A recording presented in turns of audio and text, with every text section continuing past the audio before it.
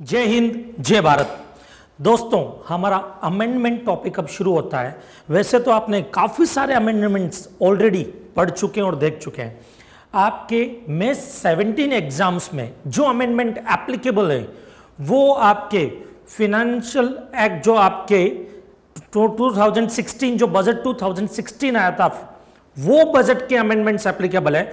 But नवंबर 16 के exams में आपने काफी सारे अमेंडमेंट ऑलरेडी कवर कर लिए हैं, क्योंकि नवंबर 16 के एग्जाम में आपके 30 अप्रैल 2016 तक के अमेंडमेंट थे। इसका मतलब मई 17 में आपके 30 अप्रैल 2016 तक के अमेंडमेंट तो रहेंगे, उनके अलावा 1 मई 2016 से लेकर के 31 अक्टूबर 2016 के अमेंडमेंट भी एप्लीकेबल है।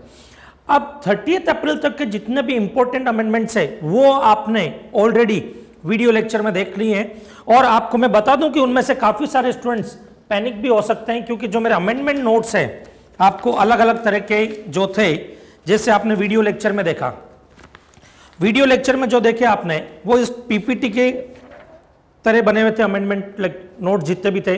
तो अब कई लोग ये हैं कि जिनको ये चाहिए कि सर ये अमेंडमेंट नोट्स हमको कहां से मिलेंगे। अगर आप मेरा ये वीडियो देख रहे हो तो ये अमेंडमेंट नोट्स आप डाउनलोड कर सकते हो मेरी वेबसाइट camaheshgaud.com। वहां से फ्री एक्सेस है, आप वहां से ये नोट्स डाउनलोड कर सकते हैं। लेकिन जिन्होंने नवंबर 16 में मेरे वीडियो लेक्चर देखे और अनफॉर्चुनेटली अगर वो इस नवंबर 16 के अटेम्प्ट में क्लियर नहीं हुए और मई 17 में वापस से एग्जाम दे रहे, तो ये वाला अमेंडमेंट तो सेम ही है, बट इनके नोट्स को मैंने थोड़ा सा चेंज कर दिया है, क्योंकि इसमें 30 अप्रैल तक के अमेंडमेंट्स थे। जो ये शीट थी आपकी पूरी की पूरी पिक्टोरियल प्रेजेंटेशन के साथ में थी। अब वो जो है इसी को पूरे को एक समरी बना दी मैंने, साथ में आपके मई 17 के एडिशनल अमेंडमेंट को जोड़ते हुए। ये 12 पेजेस के अंदर आपका पूरा आरटीपी और सप्लीमेंट्री जो है उनके जो अमेंडमेंट्स है वो कवर किए अपन है। कुछ अमेंडमेंट ऐसे हैं जो 2-4 अमेंडमेंट्स इस शीट में कवर नहीं होंगे, वो अमेंडमेंट्स मैं अलग से यहां पे आपको बताऊंगा। तो अगर आपके पास में ये शीट है तब भी पैनिक होने की जरूरत नहीं है, उस शीट के सारे अमेंडमेंट इसमें कवर है, बट शॉर्ट में कवर है, बराबर है, पिक्टोरियल फॉर्म में नहीं है, क्योंकि स्टूडेंट्स को लास्ट डे रिवीजन करने के लिए टाइम बहुत कम मिलता है। तो 12 पेजेस के अंदर अंदर सारे इनडायरेक्ट टैक्स के अमेंडमेंट इसमें कवर कर लिए गए हैं। अब जब अगर आपको पिक्टोरियल प्रेजेंटेशन वाला चाहिए तो वेबसाइट से डाउनलोड कर लो, और ये भी वेबसाइट पे अवेलेबल है, ये भी आप वेबसाइट से डाउनलोड कर सकते हैं। दूसरा अपना जो केस लॉज का लेक्चर है, केसेस आपने 3D एनिमेशन में काफी सारे देखे हैं, बट उनमें से कुछ केस मई 17 में रिमूव कर दिए गए, मई 17 एग्जाम्स में एप्लीकेबल नहीं है। आपने देख लिए तो कोई नुकसान नहीं है उनका, बट उनमें से जो केसेस आपने ऑलरेडी देख लिए 3D एनिमेशन में, बराबर है, उनमें से कुछ केसेस रिमूव हो चुके हैं, मई 17 में एप्लीकेबल नहीं है। अगर आपने एक्स्ट्रा देख भी लिए तो कोई खास फर्क नहीं पड़ने वाला है, वो आगे काम आएंगे फ्यूचर में। नॉलेज तो मिली है ना, बाबा रणछोड़दास चाचड़ ने बोला ज्ञान जहां से भी मिले बटोरते रहो। ओके ना, कुछ और एडिशनल केसेस हम यहां पे डिस्कस करेंगे। वो केस लो की एक शीट है, ये आपके पेज 21 पेज में 21 पेजेस के अंदर सारे इंपॉर्टेंट केस लो जो आईसीआई की सेलेक्टेड केस लो की बुक में है, सारे इसमें कवर किए गए हैं, बराबर है। ये भी आपको मेरी वेबसाइट पे मिल जाएगी।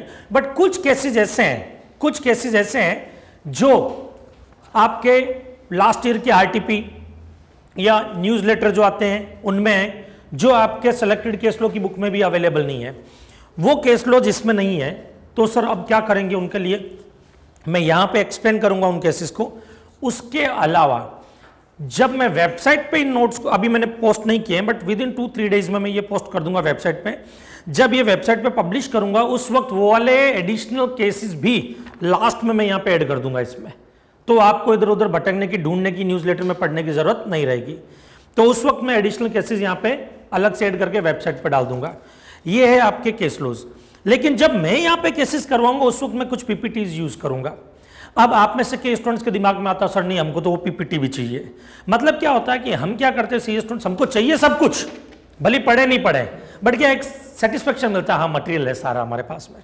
तो अगर आपको चाहिए तो जो ऐसे पीपीटी में यूज करूंगा केसेस के टाइम पर, ये पीपीटी भी मैं अपनी वेबसाइट पे पोस्ट कर दूंगा, तो वहां से आप डाउनलोड कर सकते हैं अगर चाहिए हो तो आपको। अदरवाइज ये वाले नोट सफिशिएंट है आपके जो 21 पेजेस के हैं केस लो के। तो मतलब 21 पेजेस में केस लॉज और 12 पेजेस में अमेंडमेंट। कुछ एडिशनल केसेस जोड़ भी दूंगा मैं इसके अंदर, तो ज़्यादा 23 पेजेस हो जाएंगे, उससे ज़्यादा नहीं होंगे। ओके, तो अगर किसी के पास में पहले वाले नोट्स हैं, पुराने वाले केस लॉज के नोट्स हैं, या पुराने वाले अमेंडमेंट के नोट्स हैं, तो आपके 70 to 80% अमेंडमेंट तो सेम ही है। जो नवंबर के अंदर एप्लीकेबल था वही यहाँ पर एप्लीकेबल है, तो वो तो करीब करीब सेम है। तो जब वो करीब करीब सेम है तो आपको टेंशन लेने की जरूरत नहीं, नोट्स चाहे ये हो या वो हो, कॉन्सेप्ट तो सेम ही रहने वाला, वो चेंज नहीं होने वाला है। ओके, तो अब हम शुरू करते हैं यहाँ पर अमेंडमेंट्स। नाउ अब हम शुरू करेंगे सबसे पहले अमेंडमेंट्स, वो अमेंडमेंट्स जो 1 मई 2016 से लेकर के 31 अक्टूबर 2016 के बीच के हैं। ये जो अमेंडमेंट्स हैं इनमें से मैंने वो इंपॉर्टेंट अमेंडमेंट्स लिए जो एग्जाम में आने लायक है। क्या होता है, अमेंडमेंट तो खूब सारे होते हैं, बट कई ऐसे अमेंडमेंट होते हैं जो एग्जाम पॉइंट ऑफ व्यू से इंपॉर्टेंट नहीं होते हैं, उनको मैंने स्किप कर दिया क्योंकि वैसे ही आपके पास में टाइम कम है, और उसमें अगर आप अपना माइंड उन चीज़ों में डाइवर्ट कर लोगे जो एग्जाम पॉइंट ऑफ व्यू से काम का नहीं है, तो वो सही नहीं होगा एग्जाम में। बाकी अगर आपको नॉलेज चाहिए तो हम मिलेंगे आपके सीए बनने के बाद में डिटेल नॉलेज के लिए मेरे ऑफिस में कंसल्टेंसी फी के साथ। नाउ मैं 17 एग्जाम्स के लिए from 1 May 2016 to 31 October 2016 important IDT amendments. Now हमारा फर्स्ट अमेंडमेंट है यहां पर ज्वेलरी मैन्युफैक्चर के लिए। सर ज्वेलरी मैन्युफैक्चर का अमेंडमेंट, हाँ सर ज्वेलरी मैन्युफैक्चर में क्या अमेंडमेंट हुआ है, इधर देखो ज्वेलरी मैन्युफैक्चर के लिए आपकी क्या अमेंडमेंट हुआ है। आपने एसएसआई पढ़ा, और जिन्होंने एसएसआई पढ़ा है उनको मैंने एक अमेंडमेंट बताया था, और जिन्होंने वीडियो लेक्चर देखा है तो वीडियो लेक्चर में भी मैंने ये अमेंडमेंट डिस्कस किया था कि ज्वेलरी मैन्युफैक्चर के लिए एसएसआई की जो लिमिट्स है वो लिमिट्स उन्होंने कैसे डिसाइड की है कि अगर प्रीवियस ईयर में आपका turnover less than equals to 12 crore है तो आप क्या माने जाओगे, एसएसआई। और अगर आप एसएसआई माने जाओगे तो उस केस में जो 6 करोड़ है, फर्स्ट 6 करोड़, उसका वैल्यू बेस्ड एग्जम्पशन मिलेगा। जनरली ये 400 लाख होता है, बाकी सबके लिए 4 करोड़ होता है, ये 1.4 करोड़ होता है। तो ये एक अमेंडमेंट था, बट इस अमेंडमेंट में और अमेंडमेंट आ गया। अमेंडमेंट में और अमेंडमेंट क्या आ गया, ये जो 12 करोड़ था ये हो गया आपके 15 करोड़, कितना हो गया, और ये जो 6 करोड़ था ये हो गया आपके 10 करोड़। इसका मतलब अगर कोई ज्वेलरी मैन्युफैक्चरर है, क्या है, ज्वेलरी मैन्युफैक्चरर, बट इसमें सिल्वर ज्वेलरी कवर नहीं होगी, बराबर है, जो प्लेन सिल्वर ज्वेलरी होती है वो कवर नहीं होगी। तो जो ज्वेलरी मैन्युफैक्चरर है उसका प्रीवियस ईयर में टर्नओवर अगर 15 करोड़ क्रॉस नहीं हुआ तो करंट ईयर में वो एसएसआई माना जाएगा, और उसको फर्स्ट 10 करोड़ का टर्नओवर एग्जम्प्ट माना जाएगा। इसको बोलते हैं वैल्यू बेस्ड एग्जम्पशन। तो jewellery manufacture higher threshold exemption of ₹10 crore SSI exemption with an eligibility limit of ₹15 crore in preceding financial year. Now next amendment आपके आता है, इधर देखो, सैनवेट क्रेडिट चैप्टर से रिलेटेड अमेंडमेंट जो आए थे वो क्या क्या है जरा समझना। एक अमेंडमेंट आपको मैं बताता हूं, जैसे मैं आपको 2-4 एग्जांपल ही ले ही लेता हूं ना, यहाँ पर सारे काफी सारे अमेंडमेंट कवर हो जाएंगे। अगर मैंने इनपुट सर्विस पे सर्विस टैक्स पे किया या इनपुट पे एक्साइज ड्यूटी पे की तो मुझे इसका क्रेडिट मिलेगा। एक्साइज ड्यूटी के सेट ऑफ करने के लिए मैं यूज कर सकता हूं क्रेडिट, या सर्विस टैक्स को सेट ऑफ करने के लिए अगर मैं सर्विस प्रोवाइडर हूं और सर्विस टैक्स कलेक्ट करता हूं तो उसके सेट ऑफ के लिए यूज किया जा सकता है इसको, लेकिन इसको एनसीसीडी के सेट ऑफ के लिए यूज नहीं कर सकता। पहले क्या जा सकता था, बाकायदा इस पे केस था प्राग बोसिमी का जो नलीफाई हो चुका है अभी केस अमेंडमेंट की वजह से, कि एक्साइज ड्यूटी का क्रेडिट अब एनसीसीडी वगैरह के सेट ऑफ के काम में नहीं आएगा। दूसरा, सर्विस टैक्स और एक्साइज ड्यूटी का क्रेडिट केकेसी के पेमेंट के लिए यूज नहीं कर सकता मैं डिपार्टमेंट को, और ना ही एसबीसी के पेमेंट के लिए यूज कर सकता हूं। नेक्स्ट आता आपके एनसीसीडी।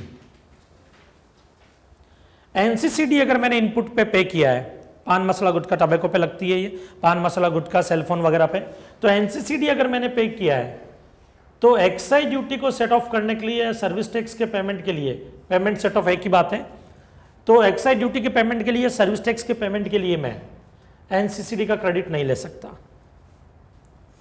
एनसीसीडी के पेमेंट के लिए एनसीसीडी का क्रेडिट अलाउ है, बराबर है, बट स्वच्छ भारत सेस और केकेसी इनके लिए एनसीसीडी का क्रेडिट में यूज नहीं कर सकता। नेक्स्ट केस आते हैं केकेसी।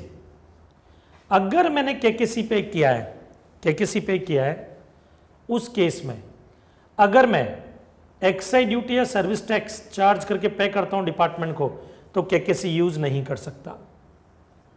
एनसीसीडी के पेमेंट के लिए भी केकेसी यूज नहीं कर सकता। एसबीसी के पेमेंट के लिए भी केकेसी यूज नहीं कर सकता, बट केकेसी के पेमेंट के लिए केकेसी यूज किया जा सकता है। नेक्स्ट आता है आपके एसबीसी। ये अमेंडमेंट लास्ट टाइम ही हो गया था।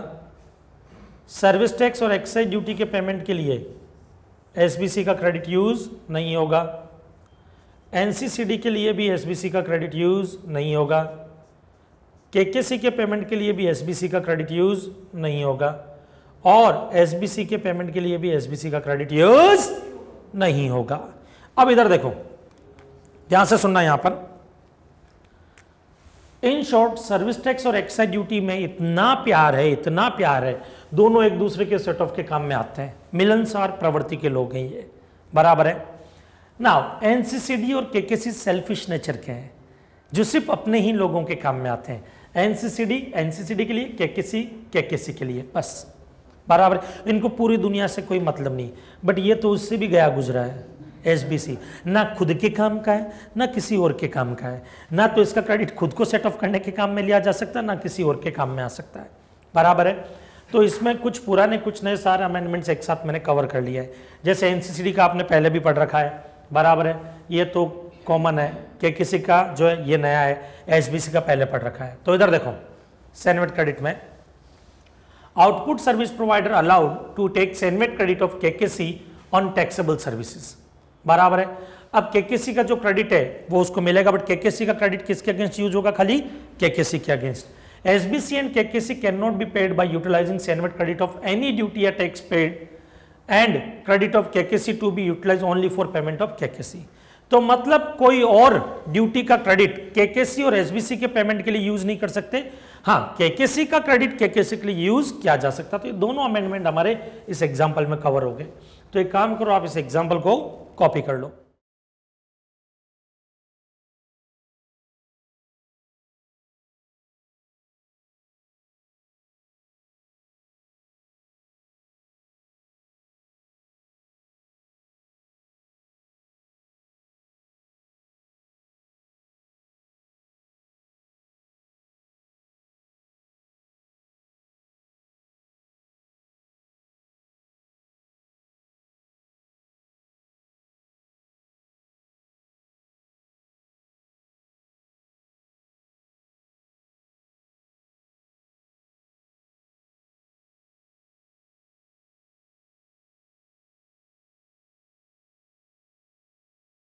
आप समझो, यहाँ पे 2-3 अमेंडमेंट इसके अंदर ही कवर हो जाएंगे आपके। ये ज्वेलरी मैन्युफैक्चरर का अमेंडमेंट है। ये अमेंडमेंट क्या कहना चाहता है, ध्यान से सुनना। ज्वेलरी मैन्युफैक्चरर, अभी हमने पढ़ा था कि प्रीवियस ईयर में अगर उसका turnover less than equals to 15 crore है, बराबर है, तो करंट ईयर में क्या माना जाएगा? एसएसआई इन करंट ईयर। अगर ये करंट ईयर में एसएसआई है तो एसएसआई के सारे बेनिफिट्स इसको मिलेंगे। कौन सा? जैसे एक अमेंडमेंट ये है, तो ये वो एसएसआई का बेनिफिट, ये कुछ नहीं। CENVAT credit of capital goods 100% in first financial year, तो फर्स्ट ईयर में उसको 100% मिल जाएगा। फर्स्ट ईयर मतलब जिस ईयर में कैपिटल गुड्स को आपने एक्वायर किया, उस फाइनेंशियल ईयर में पूरा 100% आप क्रेडिट ले सकते हैं। क्वार्टरली पेमेंट करना पड़ेगा इसको, quarterly payment, quarterly return file करना पड़ेगा, मतलब जो एसएसआई करता था हर वो चीज इसको करनी पड़ेगी। अब यहां पर एक और कंफ्यूजन है मार्केट के अंदर कि सर कई जगह पे हमने देखा है कि ये लिखा हुआ 1% पे करना पड़ता है ज्वेलरी मैन्युफैक्चरर को, कई जगह पे लिखा है 12.5% पे करना पड़ता है। हम कंफ्यूज हैं कि कब 1% पे करना पड़ता है, कब 12.5% पे करना पड़ता है। देखो दोस्तों, ज्वेलरी मैन्युफैक्चरिंग का बिजनेस एक ऐसा बिजनेस है जिसमें ब्लैक मार्केटिंग बहुत ज़्यादा होती है, क्योंकि एक तो बहुत ही हाई वैल्यू का गुड्स है ये, और इसके अंदर फ्रॉड करना ईजी है और पॉसिबल भी है। मैं ये नहीं कहता कि सब दूध के धुले में है, बराबर है, बट हाँ मैक्सिमम लोग तो करते ही हैं, वो फ्रॉड में इन्वॉल्व होते हैं इनके अंदर, ब्लैक में पैसा लेना करना। गवर्नमेंट उस पर कंट्रोल रखने के लिए उन्होंने ये क्राइटेरिया निकाला कि 12.5% से आप ड्यूटी पे करो, बट उनको एक्स्ट्रा बेनिफिट देने के लिए एक ऑप्शन भी दे दिया, आप चाहो तो 1% से ड्यूटी पे कर सकते हो। अब जब वो ड्यूटी पे करेंगे ना, तब आपको मालूम है जब वो ड्यूटी पे करेंगे तब उनको रिकॉर्ड्स भी मेंटेन करने पड़ेंगे सारे के सारे, तो जो ब्लैक मनी है उस पर रोक लगाई जा सके एक तरह से। ये सब सोच विचार करके ये डिसीजन लिया गया है। अब देखो ध्यान से, कब 1% लगता है, कब 12.5% लगता है। इधर देखना, ऑप्शन टू पे ड्यूटी, फर्स्ट ऑप्शन है nominal excise duty of 1% without sandwich credit of capital goods and input. इसका मतलब आप 1% ड्यूटी पे करो, सिर्फ 1%, बराबर है, लेकिन शर्त यह कि आपको इनपुट और कैपिटल गुड्स पे जो ड्यूटी पे की उसका क्रेडिट नहीं मिलेगा। लेकिन अगर आपने इनपुट सर्विस पे टैक्स पे किया उसका क्रेडिट आप ले सकते हो। अभी एक एग्जांपल से इस चीज को मैं और समझा दूंगा आपको। यह पेमेंट फुल एक्साइज ड्यूटी पे, full excise duty 12.5% and avail sandwich credit of input, capital goods और इनपुट सर्विस, तीनों का क्रेडिट अवेल कर लो, बराबर है। अगर आप इस ऑप्शन में आते हो ऑप्शन नंबर 1 में, बराबर है, तब आपकी ड्यू डेट आती है पेमेंट की 5th और ई पेमेंट होता तो 6th, और आजकल तो सब जगह भी ई पेमेंट है, खाली कुछ एरिया को छोड़ दिया जाए जहाँ पे बैंकिंग, ई बैंकिंग फैसिलिटीज़ अवेलेबल नहीं है। फॉर्म ER8 में भरना पड़ता है, बराबर है। मंथली या क्वार्टरली तो क्वार्टरली पेमेंट करना पड़ेगा। ड्यू डेट होती है 10th ऑफ फॉलोइंग क्वार्टर की, बराबर है। तो ये रिटर्न फाइल करने का, रिटर्न क्वार्टरली फाइल करो, पेमेंट भी क्वार्टरली होगा, रिटर्न भी क्वार्टरली जाएगा, 10th ऑफ फॉलोइंग क्वार्टर, बराबर है। तो मतलब अगर अप्रैल में जून का रिटर्न मुझे फाइल करना तो 10 जुलाई तक फाइल करना है मुझे ना। इधर देखो, अगर आप सेकंड ऑप्शन में आते हो तो 2 कैटेगरी आ गई, SSI या नॉन SSI। SSI है तो 5th और 6th, बराबर पेमेंट की डेट। ER3 फॉर्म लगता है SSI के लिए, क्वार्टरली पेमेंट होता है 10th of following quarter. Non SSI होती है ER1 फॉर्म में रिटर्न फाइल करना पड़ेगा आपको, मंथली पेमेंट होता है, मंथली रिटर्न फाइल होगा, और 10th ऑफ फॉलोइंग मंथ्स, मतलब ये रिटर्न की डेट है। ये जो 10th लिखे हो तो रिटर्न की डेट है, और ये जो ऊपर लिखा हो पेमेंट की डेट है, बराबर है। अब इधर देखो, ये ऑप्शन फर्स्ट और सेकंड का कॉन्सेप्ट और क्लियर करता हूं, इधर समझो। एक एग्जांपल लेते हैं। सपोज मैंने इनपुट खरीदा, mister Gaur purchase input rupees 2 lakhs and excise duty paid rupees 20,000. Rupees 20,000. Okay. Now, Mr. Gaur use such input in manufacturing of jewelry. Jewellery manufacturing के काम में ले रहा हूं मैं, ओके। अब ज्वेलरी की जो वैल्यू है, वैल्यू ऑफ फिनिश गुड्स ₹2,50,000, कितना है? 2,50,000 है। इसका मतलब 2,50,000 में मैं बेचूंगा। अब मेरे पास में 2 ऑप्शन है, इस पे 1% से ड्यूटी पे कर दूं, दूसरा ऑप्शन है 12.5% से पे करूं। अगर मैं ऑप्शन 1 में आता हूं, ऑप्शन फर्स्ट, अगर मैं इस पर 1% से ड्यूटी पे करता हूं तो कितनी ड्यूटी का अमाउंट आएगा, कैलकुलेट करो। 2500 माइनस, ये तो ड्यूटी का अमाउंट है, अमाउंट ऑफ ड्यूटी 2500 कैसे आया, 1% of 2,50,000 minus sandwich credit input का नहीं मिलेगा, minus sandwich credit capital goods का नहीं मिलेगा, minus sandwich credit input service मिलेगा बट है ही नहीं हमारे पास में। तो टोटल कितना पेमेंट करना है इस ऑप्शन में हमारे को, 2,500। ओके।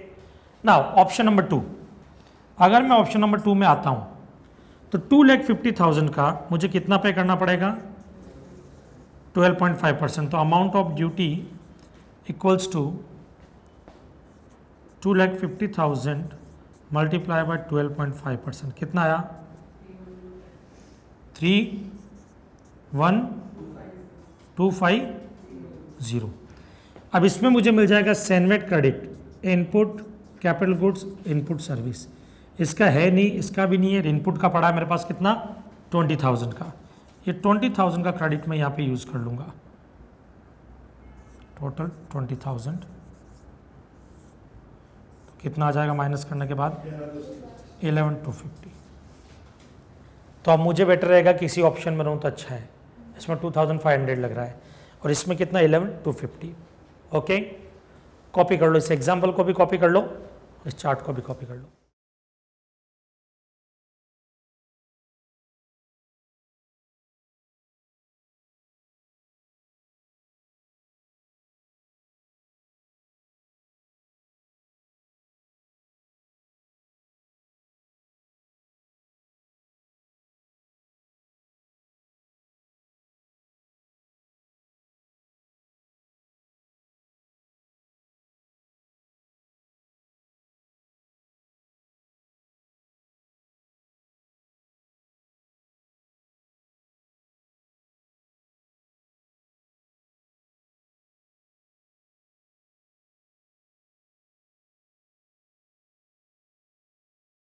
सैनमेट क्रेडिट में jewellery manufacturer except manufacture of plain silver jewellery with turn over up to ₹15 crore in preceding year eligible to avail 100% CENVAT credit on capital goods in year of purchase. Next, now general procedure. General procedure में भी jewellery को लेकर के change आया।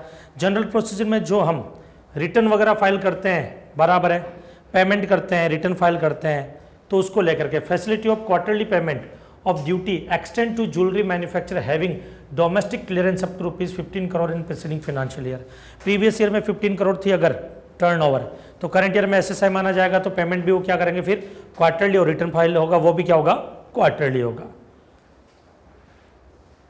Now general procedure, facility for revision of returns available for service tax return plus central excise return. अब इधर देखो, यहाँ पर मैं बताता हूँ ये क्या कहना चाहता है, किस हिसाब से कहना चाहता है। कम से कम 1944 को लेकर के अब तक अगर देखा जाए तो कितना साल हो गया होगा, अपना एक्ट आया हुआ 1944 में एक्ट आया था, तो तकरीबन 70 साल के करीब होने को आ रहे हैं। 70 साल में पहली बार एक ढंग की न्यूज़ आई है। सर्विस टैक्स के अंदर आपको मालूम है रिवाइज रिटर्न फाइल होता है, सर्विस टैक्स में रिवाइज रिटर्न फाइल होता है विद इन 60 डेज। 60 डेज है अभी बराबर सर्विस टैक्स के अंदर, तो सर्विस टैक्स में आप रिवाइज रिटर्न फाइल कर सकते हो, बट एक्साइज में रिवाइज रिटर्न का कोई कॉन्सेप्ट ही नहीं था भाई। रिटर्न जो होता था ना वो रिवाइज किया ही नहीं जा सकता था एक्साइज के अंदर। होता क्या था कि अगर मैंने गलत रिटर्न फाइल कर लिया तो नेक्स्ट मंथ के रिटर्न के अंदर ही उसको एडजस्ट करना पड़ता था मुझे, बराबर ये कॉन्सेप्ट है। बट धन्य हो मोदी जी, कम से कम यहाँ पर ये अमेंडमेंट लेकर के आ गए कि अब सेंट्रल एक्साइज का रिटर्न भी रिवाइज हो सकता है। अब इस रिटर्न को लेकर के बहुत ही बढ़िया पॉइंट बोले गए हैं, जो लैंग्वेज कहती है ना कि रिटर्न रिवाइज कब हो सकता है और कब तक हो सकता है। तो जिस मंथ में आपने रिटर्न फाइल किया एक्साइज का रिटर्न जिस मंथ में फाइल किया उस मंथ के एंड होने से पहले पहले या एंड होने तक आप कर सकते हो, नेक्स्ट मंथ में नहीं कर सकते। अब यहां पे ध्यान से सुनना, देखो इधर एग्जाम्पल के लिए मान लो अप्रैल मंथ है। अब अप्रैल मंथ का रिटर्न मैं कब फाइल करूंगा, मान लो मंथली फाइल करना मुझे रिटर्न, तो पेमेंट की नहीं रिटर्न की 10th में तक मैं फाइल कर दूंगा, बराबर। अब मैंने 10th में को रिटर्न फाइल कर दिया और मुझे लगा कि कुछ गड़बड़ है, मुझे रिवाइज करना है, तो अब इधर देखो 31 मई तक मैं उसको क्या कर सकता हूं, रिवाइज कर सकता हूं। अब यहां पर एक चीज याद रखना, इनकम टैक्स वगैरह में तो आपने पढ़ा होगा, जैसे बी रिलेटेड रिटर्न के लिए अलग प्रोविजन बना दिया, रिवाइज हो सकता नहीं हो सकता है, बराबर है, वो अलग अलग प्रोविजन आए, अभी अमेंडमेंट भी आए उनके अंदर। बट यहां पर देखना, यहां पर क्वेश्चन ये है कि 10th में का रिटर्न 10th में के बाद में अगर आपने फाइल किया, तो मतलब 10th में को नहीं किया आपने, मान लो रिटर्न यहां पे फाइल किया 15th मई को, तो क्या होगा, तब भी 31 मई तक आप रिवाइज कर सकते हो उसको, मतलब बी रिलेटेड भी हो सकता है। अच्छा सर एक बात बताना, अगर हमने ये रिटर्न अप्रैल मंथ का मई में फाइल ही नहीं किया, हमने फाइल किया 20 जून को, होता ना, मान लो अप्रैल 16 का रिटर्न है, 20 जून 2016 को फाइल किया, अब ये रिवाइज हो सकता है 30 जून 2016 तक। रीजन क्या है, उन्होंने ये नहीं बोला है कि जिस मंथ में रिटर्न फाइल करने की ड्यू डेट है उस मंथ के एंड तक आपको रिवाइज करना है। उन्होंने ये बोला जिस मंथ में आप रिटर्न फाइल करते हो उस मंथ के एंड तक आप उसको रिवाइज कर सकते हो। बराबर है। इसका मतलब अप्रैल मंथ का रिटर्न अगर मैं जून में फाइल कर रहा हूं तो 30 जून तक मैं उसको रिवाइज कर सकता हूं। ओके, तो कॉपी करो इसको। Facility for revision of returns available for service tax return जो था पहले, अभी वो कहां पे हो गया, सेंट्रल एक्साइज रिटर्न पे भी अवेलेबल होगा ना। Demand adjudication appeals and offence, इस चैप्टर में क्या चेंज आए। सबसे बड़ी प्रॉब्लम पता है क्या होती है हमारी, जो कॉमन टॉपिक्स होते हैं ना उनमें जब चेंजेस आते हैं तो बुखार आता है कि वो चेंजेस छोटे छोटे से होते हैं बट बहुत बड़ी चीज़ को बदल देते हैं। और सबसे अच्छी चीज़ क्या हुई, मैथ 17 के लिए जिन्होंने नवंबर 16 में एग्जाम दिए है, मैथ 17 में उनको ज़्यादा टेंशन लेने की जरूरत नहीं है, कॉमन टॉपिक में ज़्यादा चेंजेस नहीं आए हैं। बराबर है, गिने चुने छोटे छोटे से चेंजेस है जो कोई खास इतना दिमाग पे जोर डालने वाले भी नहीं है, सिंपल है। जैसे मैंने आपको कॉमन टॉपिक्स करवाए थे, उस कॉमन टॉपिक्स में मैंने आपको करवाया था कि देखो FCWSP का केस होता है और एक मिस्टेक का केस होता है, मतलब फ्रॉड वगैरह का, fraud, collusion, wilful misstatement, suppression of fact, contravening of any provisions, और एक क्या होता है मिस्टेक का। मिस्टेक के केस में कितने टाइम पीरियड में शो कॉज नोटिस इश्यू हो सकता है, एक्साइज का केस है 2 इयर्स, बराबर है, कस्टम्स के केस में भी 2 इयर्स, और सर्विस टैक्स के केस में 30 मंथ्स हो गया, मतलब 2.5 इयर्स, 2.5 इयर्स, बराबर है, वही है। इधर देखो, limitation period of issuing show cause notice 2 years, case not involving fraud, miss statement etcetera, तो टाइम लिमिट क्या होगी उसकी 2 इयर्स हो गई है। ओके, तो ये तो आपने वीडियो लेक्चर में भी देखा था, उसमें भी मैंने करवाया, कवर किया ये। नाउ नेक्स्ट, नोटिफिकेशन को सर्कुलर आया है, CBEC empowered to issue order, instruction and direction to central excise officer, इसमें कोई बड़ी बात नहीं है, बराबर है, ये तो कॉमन चीज़ है, वैसे ही माई बाप CBEC है। दूसरा ये आता है कि board circulations contrary to supreme court. अब इधर देखना, कोई भी CBEC ने एक सर्कुलर निकाला तो डिपार्टमेंट बाउंड होता है उसके लिए, बाइंड किसको किया जा सकता है, खाली डिपार्टमेंट को, सर्कुलर के लिए।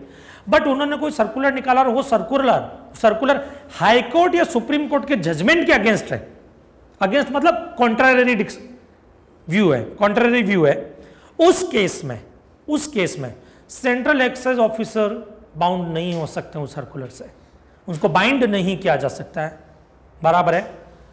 तो board circulations contrary to supreme court and high court judgment not binding on department officers, बराबर है।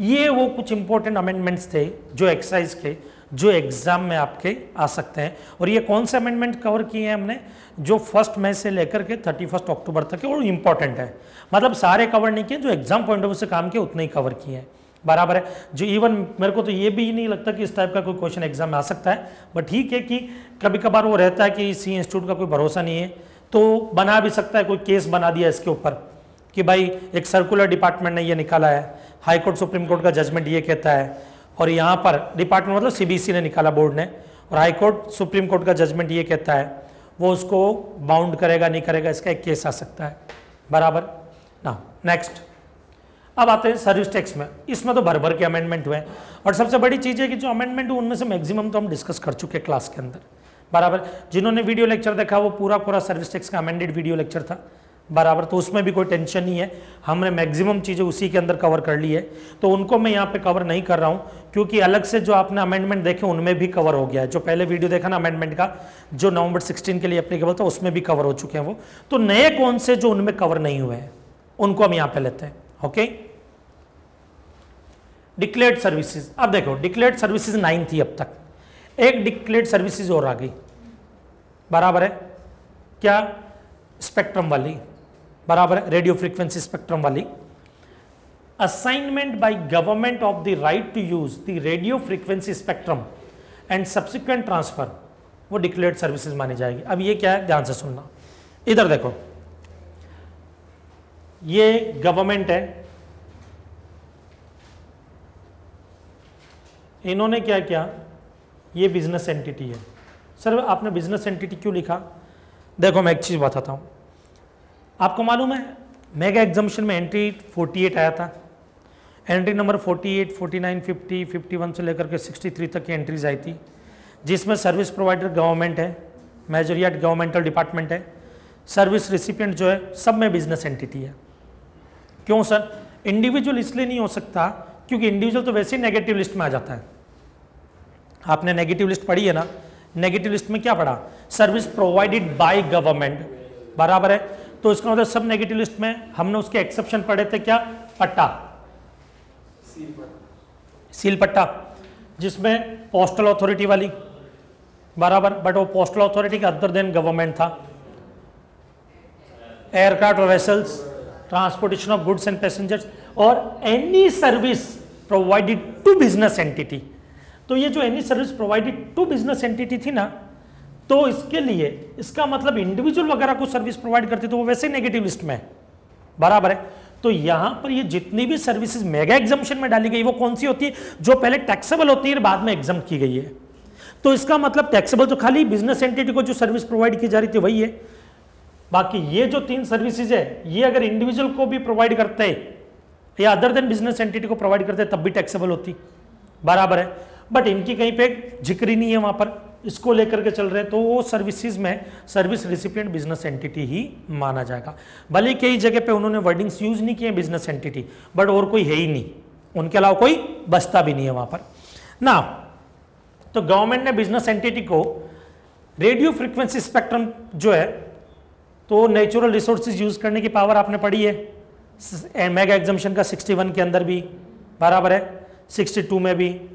तो वो जो होता है ना कि भाई आपको पावर दे दी गई है, तो गवर्नमेंट ने बिजनेस एंटिटी को क्या रेडियो फ्रीक्वेंसी स्पेक्ट्रम उसको यूज करने की पावर दे दी, राइट टू यूज।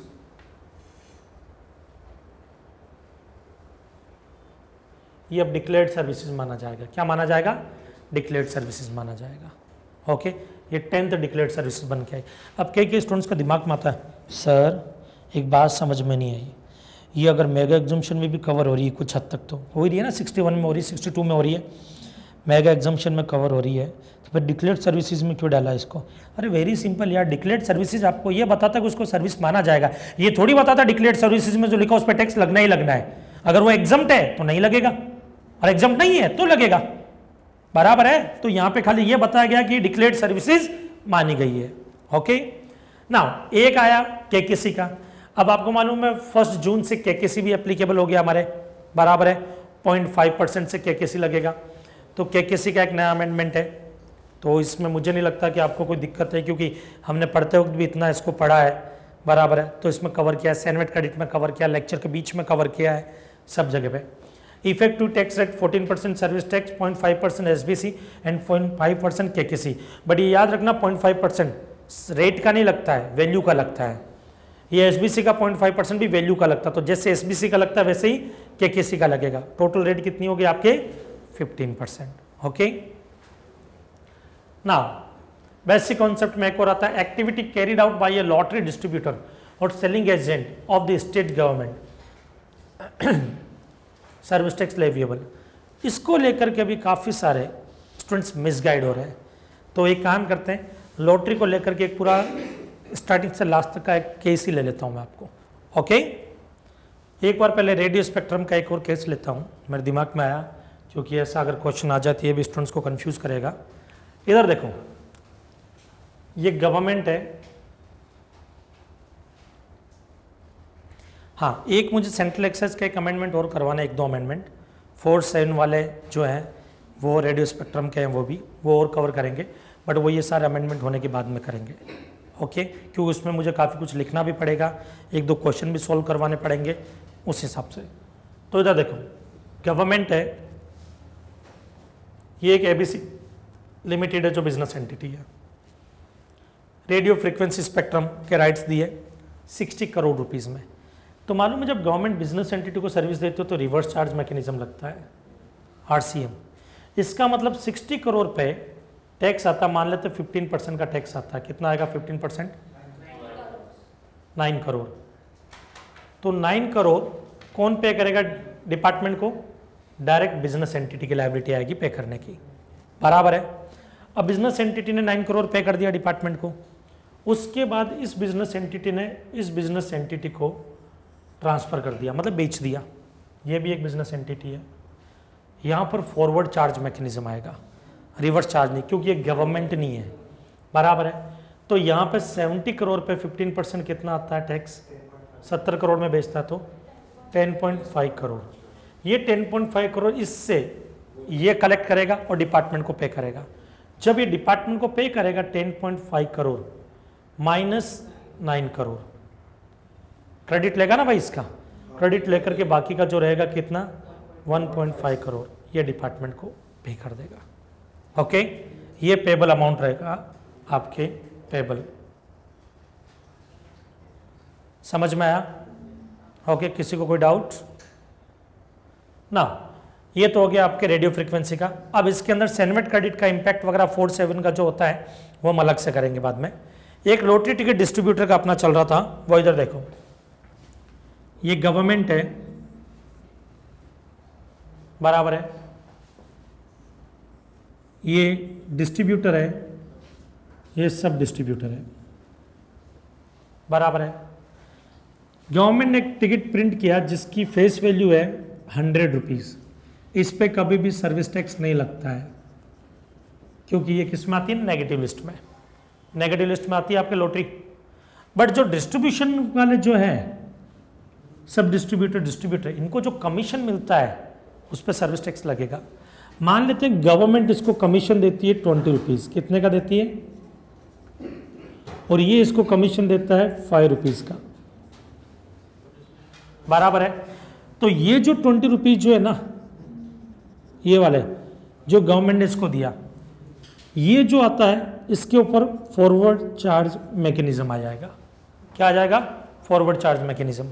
मतलब ये आदमी अपनी पॉकेट से यहां पर गवर्नमेंट को पे करेगा टैक्स, और गवर्नमेंट वो टैक्स फिर किसको दे देगी, डिपार्टमेंट को। क्यों भाई, कमीशन दे रहा है ना, सॉरी, ये चार्ज करेगा गवर्नमेंट से, माय रॉन्ग, ये सर्विस प्रोवाइडर है, ये चार्ज करेगा गवर्नमेंट से 20 रुपए पे tax, forward charge mechanism.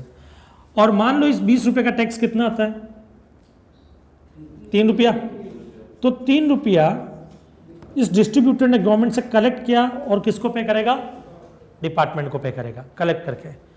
But ये जो है ना 5 रुपया, ये रिवर्स चार्ज मैकेनिज्म में आता है। मुझे नागिन ने 10 लिया रे, उसमें लिया का जो एल था ना वो क्या था, लॉटरी टिकट डिस्ट्रीब्यूटर, सब डिस्ट्रीब्यूटर अगर डिस्ट्रीब्यूटर को सर्विस देते हैं तो ये रिवर्स चार्ज मैकेनिज्म में आएगा। ये आरसीएम में आएगा तो इसके ऊपर जो टैक्स है, तो यहाँ पे देखो ये सर्विस प्रोवाइडर हो गया और ये सर्विस रिसिपिएंट हो गया इस 5 रुपए की सर्विस के लिए। तो इस 5 रुपए पे जो भी टैक्स बनेगा, कितना टैक्स बनेगा, 0.75, वो ये खुद पे करेगा डिपार्टमेंट को, बराबर है, ये खुद पे करेगा डिपार्टमेंट को।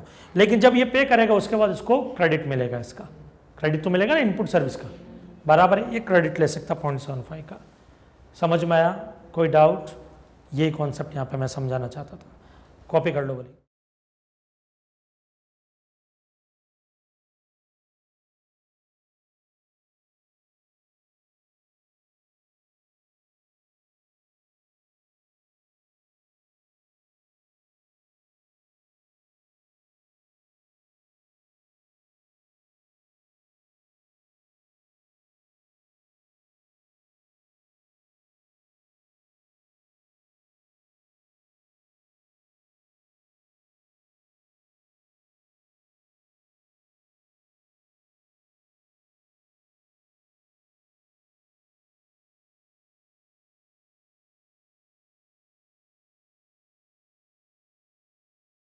फ्रेंड्स, एक छोटी सी मिस्टेक हुई है, ये सी इंस्टीट्यूट ने तो की जो की है, इवन जो सीबीएसई ने एक एग्जांपल दिया उसमें भी की है, 4/7 में हम पढ़ेंगे और यहाँ पे हम भी कर बैठे। वो मिस्टेक क्या है कि जो 9 करोड़ हमने पे किया उसमें से एसबीसी भी था, ये एसबीसी का अमाउंट है, 0.5% जो होगा एसबीसी का अमाउंट होगा, तो उसका सेनमेट क्रेडिट आपको नहीं मिलेगा। आपको खाली किसका मिलेगा, सर्विस टैक्स और केकेसी का। केकेसी का भी क्यों मिलेगा, क्योंकि आप इससे केकेसी कलेक्ट करोगे, इसलिए उसके अगेंस्ट सेट ऑफ करने के लिए। तो यहाँ पर 10.5 में से 9 नहीं 8.7 करोड़ माइनस होगा, कितना आता है, 1.8 करोड़ पेबल आ जाएगा। ओके।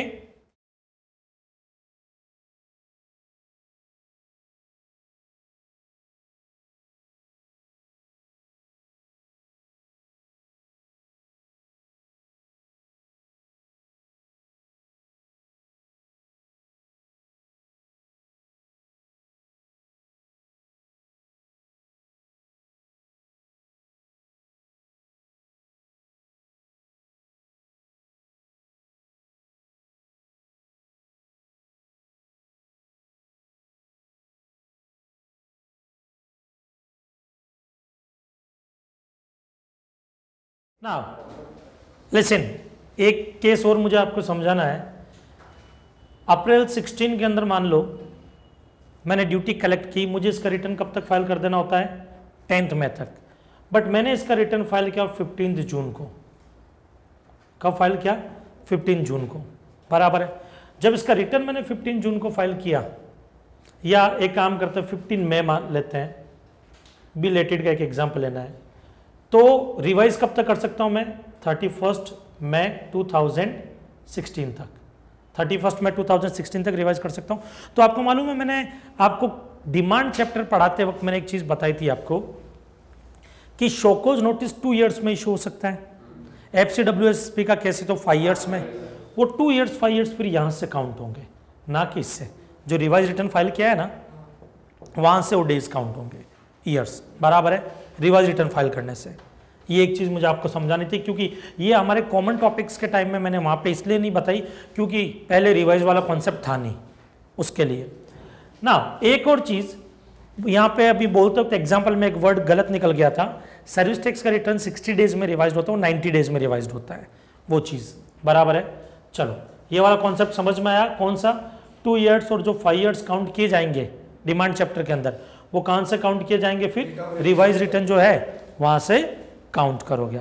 ओके ना, एक और जो बिजनेस एंटिटी का मीनिंग है ना, यहां पर किसका? बिजनेस एंटिटी का। जो जगह जगह बिजनेस एंटिटी वर्ड यूज होता है, उस बिजनेस एंटिटी में हर वो पर्सन कवर हो गया जो इंडस्ट्री, कॉमर्स, प्रोफेशन या बिजनेस में इन्वॉल्व है। इसका मतलब वो चाहे इंडिविजुअल हो, चाहे एओपी हो, चाहे प्रोफेशनल सर्विस प्रोवाइड करता हो, चाहे पार्टनरशिप फर्म हो, चाहे कोई भी हो, जो इस बिजनेस में इन्वॉल्व है वो बिजनेस एंटिटी माना जाएगा। वो क्या माना जाएगा? बिजनेस एंटिटी माना जाएगा। तो आपके एंट्री नंबर 48 मेगा एग्जम्पशन की एंट्री नंबर 48 से लेकर के 63 तक जो बिजनेस एंटिटी की मैंने बात की है कि वहां पे सर्विस रिसिपिएंट बिजनेस एंटिटी होता है, वो इनमें से कोई भी हो सकता है, बराबर है। सर्विस इन्हीं को प्रोवाइड की जाती है वहां पर। अब आते हैं यहां पर नेक्स्ट अमेंडमेंट में हमारे, activity carried out by a lottery distributor और selling agents of the state government, service tax leviable. Educational services removed from negative list but exemption continuous through mega exemption notification. मुझे बताओगे ये negative list में कौन से उसमें थी? L में थी, क्लोज नंबर एल में थी ये सर्विस नेगेटिव लिस्ट के, जो वहां से हटा दी गई है और मेगा एग्जम्पशन के अंदर एंट्री नंबर 9 में डाल दी गई है, बराबर है। एंट्री नंबर 9 में चली गई कि अगर कोई भी एजुकेशनल इंस्टीट्यूशन कोई भी सर्विस प्रोवाइड करता है अपनी फैकल्टी, अपने स्टाफ और अपने स्टूडेंट्स को, वो सब सर्विस मेगा एग्जम्पशन में आती है। वहाँ पर जो close number L negative list की सर्विस थी उसको भी उठा करके एज इट इज डाल दिया। ये मैंने मेगा एग्जम्पशन पढ़ाते वक्त भी आपके कवर किया था, बराबर है। नेक्स्ट एक और आता है यहाँ पर आपके, transportation of passenger with or without accompanying belongings by an AC stage carriage service tax payable. अब इधर देखो, ये भी एक बहुत भारी अमेंडमेंट आया नेगेटिव लिस्ट के अंदर। नेगेटिव लिस्ट के अंदर मालूम है transportation of passenger, close number P, बराबर, पिजन, कबूतर। क्लोज नंबर पी जो है, नॉट कबूतर, क्लोज नंबर ओ, आउल। तो क्लोज नंबर ओ जो आपने देखा है उसके अंदर आपने देखा था कि पहले स्टेज कैरिज नेगेटिव लिस्ट में था, अब स्टेज कैरिज को वहां से उन्होंने हटा दिया है और उन्होंने क्या कर दिया, स्टेज कैरिज जो है आपके, स्टेज कैरिज अगर एसी है तब तो टैक्सेबल कर दिया है, और अगर नॉन एसी है मेगा एग्जम्पशन की एंट्री नंबर बोलो 23, सतनाम, बराबर है 23, ओके, कॉकटेल, उसमें डाल दिया गया है। अब ये जब टैक्सेबल है तो इसको अबेटमेंट भी मिलेगा, तो इसको अबेटमेंट दिया गया है 60% का। कितना दिया गया है? मतलब 40% पे क्या लगेगा? टैक्स लगेगा। तो यहाँ पे देखो, सर्विस टैक्स पेबल 40% पे आपको पे करना है, नॉन एसी है तो नो सर्विस टैक्स। 40% अबेटमेंट नहीं है, 40% पे टैक्स पे करना है, मतलब 60% अबेटमेंट है। ओके, तो ये हमने अबेटमेंट चैप्टर में भी पढ़ा था, ये हमने मेगा एग्जम्पशन भी पढ़ा था, ये हमने नेगेटिव लिस्ट में भी पढ़ लिया था, तीनों जगह पे हमने इसको पढ़ा था। नाउ नेक्स्ट आता है goods transport by vessels from place outside India up to the custom station of clearance in India, ये भी हमने नेगेटिव लिस्ट में पढ़ा, मेगा एग्जम्पशन में पढ़ा। अब इसका इंपैक्ट एक सैनवेट क्रेडिट का, तो वो भी मैं बता देता हूं साथ का साथ। इसमें ध्यान से सुनना इसको, ये क्या कहना चाहता है। इधर देखो, ये यूएस, ये इंडिया,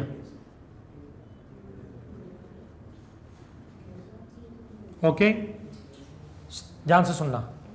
यहां से यहां पर माल आता है बाय एयर, यहां से यहां पर माल आता है बाय सी रूट, ओके। तो जो बाय एयर आता है ये चला गया मेगा एग्जम्पशन में, एंट्री नंबर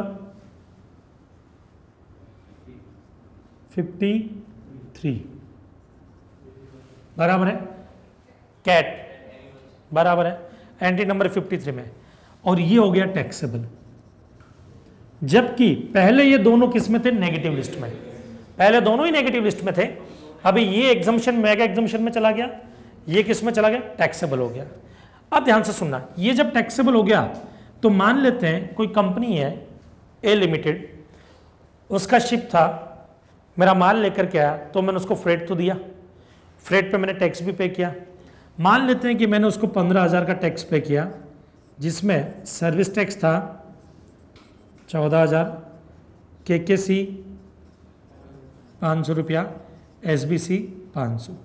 इसका क्रेडिट नहीं मिलेगा, इसका क्रेडिट नहीं मिलेगा, सॉरी इसका क्रेडिट मिलेगा बट केकेसी के अगेंस्ट, खाली केकेसी के अगेंस्ट। ये जो ना, ये इसका क्रेडिट मैं यूज कर लूंगा, मैंने पे किया ना। तो नया अमेंडमेंट सैनवेट क्रेडिट में क्या हो गया कि इसको इनपुट सर्विस माना जाएगा। क्या माना जाएगा, इनपुट सर्विस माना जाएगा, बराबर है। तो इनपुट सर्विस की डेफिनेशन में इसका इंपैक्ट आ गया एक। तो दूसरा, इस पे जो टैक्स पे करूंगा उसका मुझे क्या मिल जाएगा, क्रेडिट मिल जाएगा, इनपुट सर्विस मान करके, कि वो फिर इनपुट सर्विस ही होगी ना भाई, वहां से मैं इधर माल लेकर के आ रहा हूँ, तो इनपुट सर्विस होगी और मुझे उसका क्या मिल जाएगा, क्रेडिट मिल जाएगा। समझ में आया, कोई डाउट, पक्का, श्योर, 100%। चलो, तो अब ये वाला आपको डायग्राम कॉपी करना तो कर लो भले।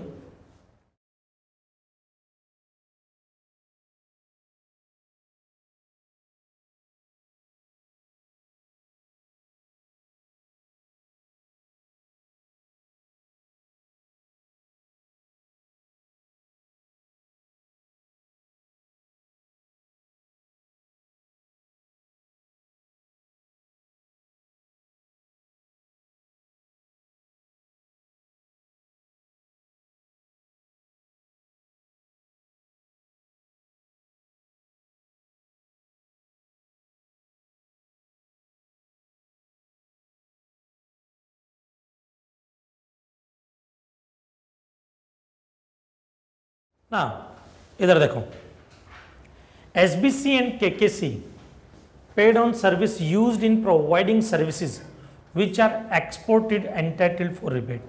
अब इधर देखो, मैंने आपको पढ़ाया था जो आपके एक्सपोर्ट सर्विस थी उसके अंदर कि मैंने कोई इनपुट खरीदा, कोई इनपुट सर्विस मुझे मिली, इनपुट पे मैंने ड्यूटी पे की, इनपुट सर्विस पे टैक्स पे किया, और वो सर्विस एक्सपोर्ट सर्विस के लिए यूज़ हुई। किसके लिए यूज़ हुई, एक्सपोर्ट सर्विस के लिए। तो जो सर्विस टैक्स मैंने पे किया, जो एक्साइज ड्यूटी पे मैंने पे की, वो मुझे क्या मिल जाएगा, उसका रिबेट मिल जाएगा। तो उस सर्विस टैक्स में केकेसी एसबीसी जो है उसका भी रिबेट मिलेगा। SBC and KKC paid on services used in providing services which are exported entitled for rebate. दूसरा, एक और केस इसके अलावा जब आया है तो एक और केस भी मैं कवर करता हूं।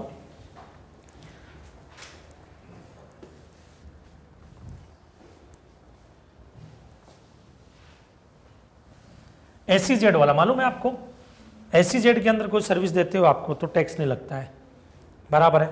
जैसे ये एसईजेड है, इसको कोई भी सर्विस देंगे तो सर्विस टैक्स एप्लीकेबल नहीं होता। ये डीटी है, इसको कोई भी सर्विस देंगे इस पर सर्विस टैक्स लग जाएगा। बट कोई सर्विस एसईजेड और डीटी दोनों को दी गई है, दोनों को दी गई है, तो पहले सर्विस टैक्स लगेगा, बाद में रिबेट मिल जाता है, बराबर है। तो उसमें केकेसी और एसबीसी उनका भी रिबेट मिलेगा। बट सबसे बड़ी प्रॉब्लम क्या, उसका रिबेट कैलकुलेट करने का तरीका एकदम अलग है, बराबर है। इवन यहाँ तक कि आपके अमेंडमेंट की बुक में आईसीआई ने वो तरीका लिखा भी है, बट वो पढ़ने से समझ में भी नहीं आता। और सबसे ज़्यादा बड़ी बात बताऊँ, मेरा दिल कह रहा है कि ये क्वेश्चन आएगा एग्जाम में, ये क्वेश्चन एग्जाम में आने लायक क्वेश्चन है।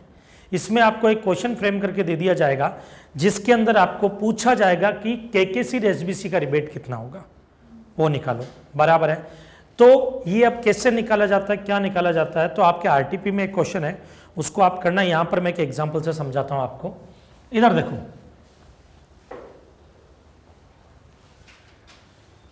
मैंने सर्विस टैक्स 15 लाख पे किया, कोई सर्विस मुझे मिली थी, इनपुट सर्विस, बराबर है, उस पर मैंने 15 लाख का सर्विस टैक्स पे किया। ये पूरी सर्विस एक्सीजेड में यूज हुई थी, कहाँ यूज होती है, तो इस 15 लाख का पूरे का मुझे रिबेट मिलना चाहिए। तो अब देखो रिबेट का अमाउंट कैसे निकालेंगे अपन, कि रिबेट कितना मिलेगा, सर्विस टैक्स, केकेसी, एसबीसी।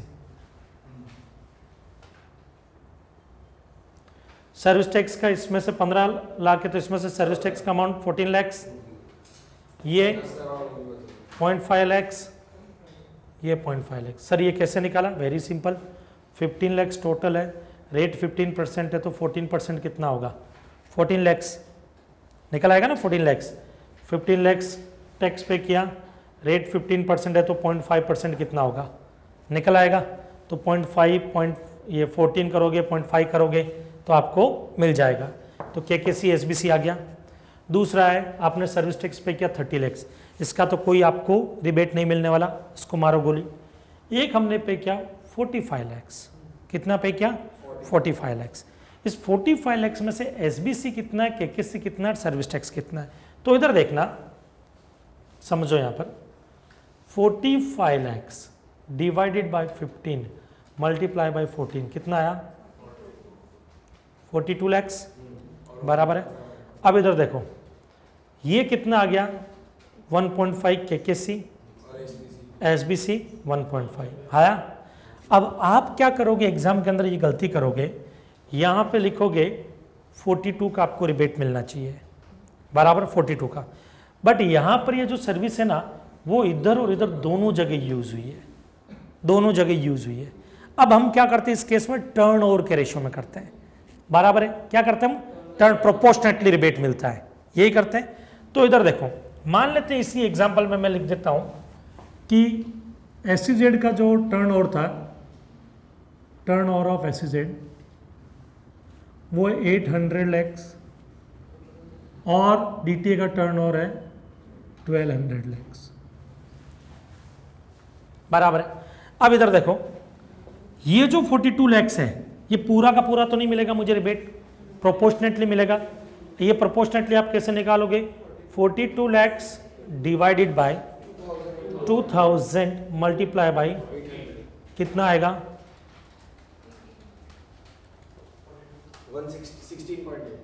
16.8, इतना सर्विस टैक्स का रिबेट मिलेगा। अब इधर देखो केकेसी और एसबीसी, केकेसी और एसबीसी, एक काम करो, ये जो आपने निकाला 1.5 लाख, एक बार, सिर्फ एक बार मेरी तसल्ली की खातिर 1.5 lakh divided by 2000 multiply by 800 करो, कितना आता है, 0.6, बराबर है। तो इसका मतलब यहां पे 0.6 का मिलेगा। अब इधर देखना, इधर देखना, यहां पे 0.6 का मिलेगा।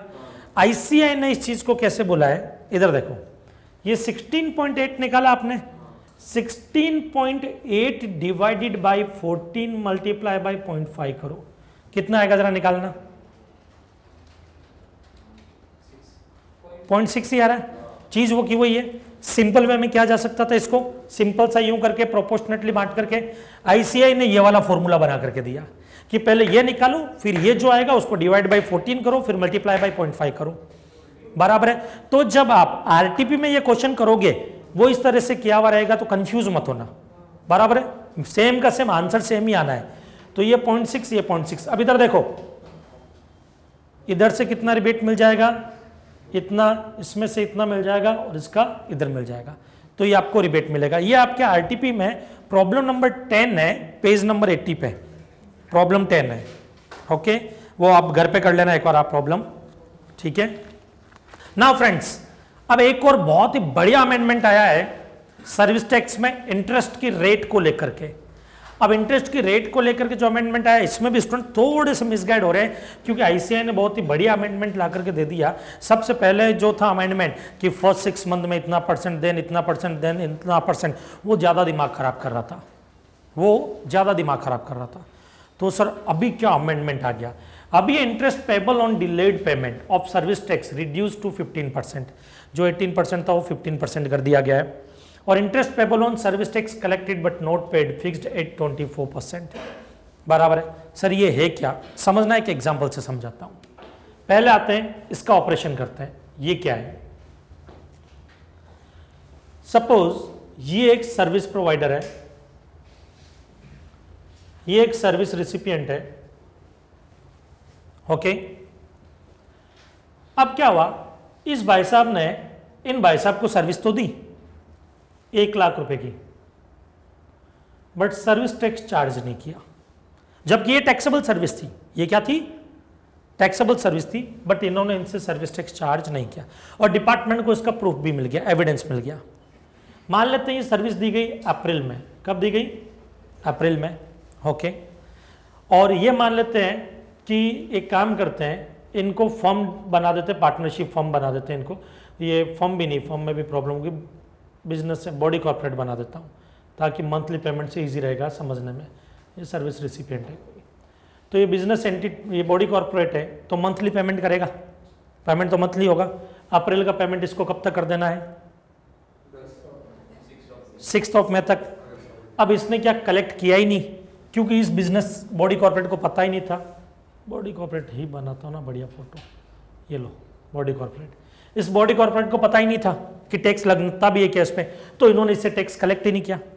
बाद में जब इनको मालूम चला, डिपार्टमेंट ने पकड़ा, इंटीमेशन दिया, समझाया, बोला, या रियलाइज हुआ, या किसी लेक्चर में किसी सेमिनार के अंदर गए और सेमिनार में कोई मान लो कि प्रोफेसर आता है और गाइड करता है, वहाँ पे वो बोलता है कि नहीं ये सर्विस तो टैक्सेबल है, और उसको रियलाइज होता है और वो बोलता है यार वो माय गॉड ये तो गड़बड़ होगी, तो अब ये अपनी पॉकेट से टैक्स तो पे करना पड़ेगा इसको, बराबर है।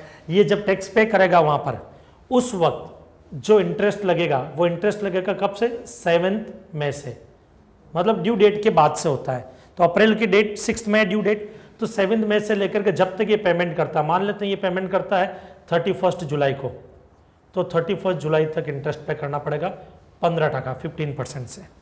कौन सी रेट लगेगी, 15%। अब इधर देखना, ये 15% का कॉन्सेप्ट समझा ना। अब 24% पे आ रहा हूं। इसने क्या किया, इससे टैक्स चार्ज किया, इससे टैक्स 15,000 ले लिया, बट डिपार्टमेंट को 31 जुलाई को पे कर रहा है। डिपार्टमेंट को कब पे कर रहा है, तो मतलब लिया बट नहीं दिया, लिया बट नहीं दिया। यहां पर क्या, ना लिया ना दिया, बराबर है। तो ना तो खुद ने लिया ना खुद ने दिया, और यहां पर लिया बट नहीं दिया, मतलब 1.5 छाना बन रहा है यहां पर। ये डिपार्टमेंट को मामू समझता है। ये क्या कर रहा है, डिपार्टमेंट को 15,000 है ना, ब्याज पे भी चला रहा हो सकता है। डिपार्टमेंट बोलेगा बहुत मामू बनाया बेटा, तू क्या कर रहा था रे, तूने, तेरे को 6 मई को पे करना था, क्या क्या तूने। बोले जी हो क्या, दिमाग से निकल गया। बोले तूने कलेक्ट तो किया ना बेटा, हमारा पैसा तेरे पास में था, तो बोले उसके लिए 15% ब्याज दे दूंगा ना। नहीं बेटा 15 नहीं, 24% ब्याज भर। कितना, 24% उस केस में। तो अब यहां पर जो इंटरेस्ट लगेगा वो 15% की बजाय कितना लगेगा, 24%। समझ में आया। अब इधर देखो, पहले जो सर्विस टैक्स की रेट थी उसमें 2 कैटेगरी हुआ करती थी। एक होती थी अप टू 60 लाख तक अगर टर्नओवर है, बराबर है। एक होती थी अबाउट 60 लाख, बराबर है। तो अप टू 60 लाख से तो 3% का बेनिफिट मिलता था, कम होता कंसेशन मिलता था, वो अभी भी मिलेगा। इसका मतलब अगर टर्नओवर आपका अप टू 60 लाख से, तो ये 15 की बजाय कितना लगेगी, 12%। ये कितना लगेगी, 12%। और ये 24 की बजाय कितना लगेगी, 21%। अगर आपका टर्नओवर प्रीवियस ईयर में 60 लाख से ज्यादा नहीं था तो, बराबर है। तो इसका मतलब यूं कह सकते हैं कि अगर टर्नओवर अप टू 60 लाख है, बराबर है प्रीवियस ईयर में, तो ये हो जाएगा 15% की बजाय 12% और ये हो जाएगा 21%, जबकि अबाउ 60 lakhs था प्रीवियस ईयर में, तो ये हो जाएगा और ये 24% प्रीवियस ईयर टर्नओवर है। ओके, समझ में आया? कोई डाउट ना? इधर देखो, demand adjudication offence and other provisions of service tax. Limitation period, जो शोकॉज नोटिस का टाइम पीरियड था पहले 18 मंथ्स था, वो बढ़ा करके 30 मंथ्स कर दिया गया, मतलब 1.5 साल से कितना कर दिया, 2.5 साल कर दिया गया। बराबर है। कब? मिस्टेक के केस में, फ्रॉड वाले केस में नहीं, FCWSP में तो 5 ईयर्स ही है अभी इसका। बराबर है। नेक्स्ट, ये पेनल्टी वाला ऑलरेडी आपके एक बार अपन जो है पेनल्टी जो डिमांड चैप्टर पढ़ा था उसमें कवर किया ही था, सेम वो का वही है, उसमें कोई ऐसा चेंज नहीं है, और एग्जाम पॉइंट ऑफ व्यू से खाली वो जो अपन ने पढ़ा उतना ही काम का है, इतना इंपॉर्टेंट भी नहीं है। नेक्स्ट, डिमांड एडजुडिकेशन ऑफेंस में नेक्स्ट आता monetary limit for launching prosecutions under section 89 and पहले 50 लाख था, 50 लाख रुपया कलेक्ट किया मैंने, डिपार्टमेंट को पे नहीं किया, मुझे जेल हो सकती है। प्रोसिक्यूशंस का प्रोविजन था, वो लिमिट बढ़ा करके कितनी कर दी, 2 करोड़। कितना कर दिया गया, 2 करोड़, वो लिमिट बढ़ा दी इन्होंने।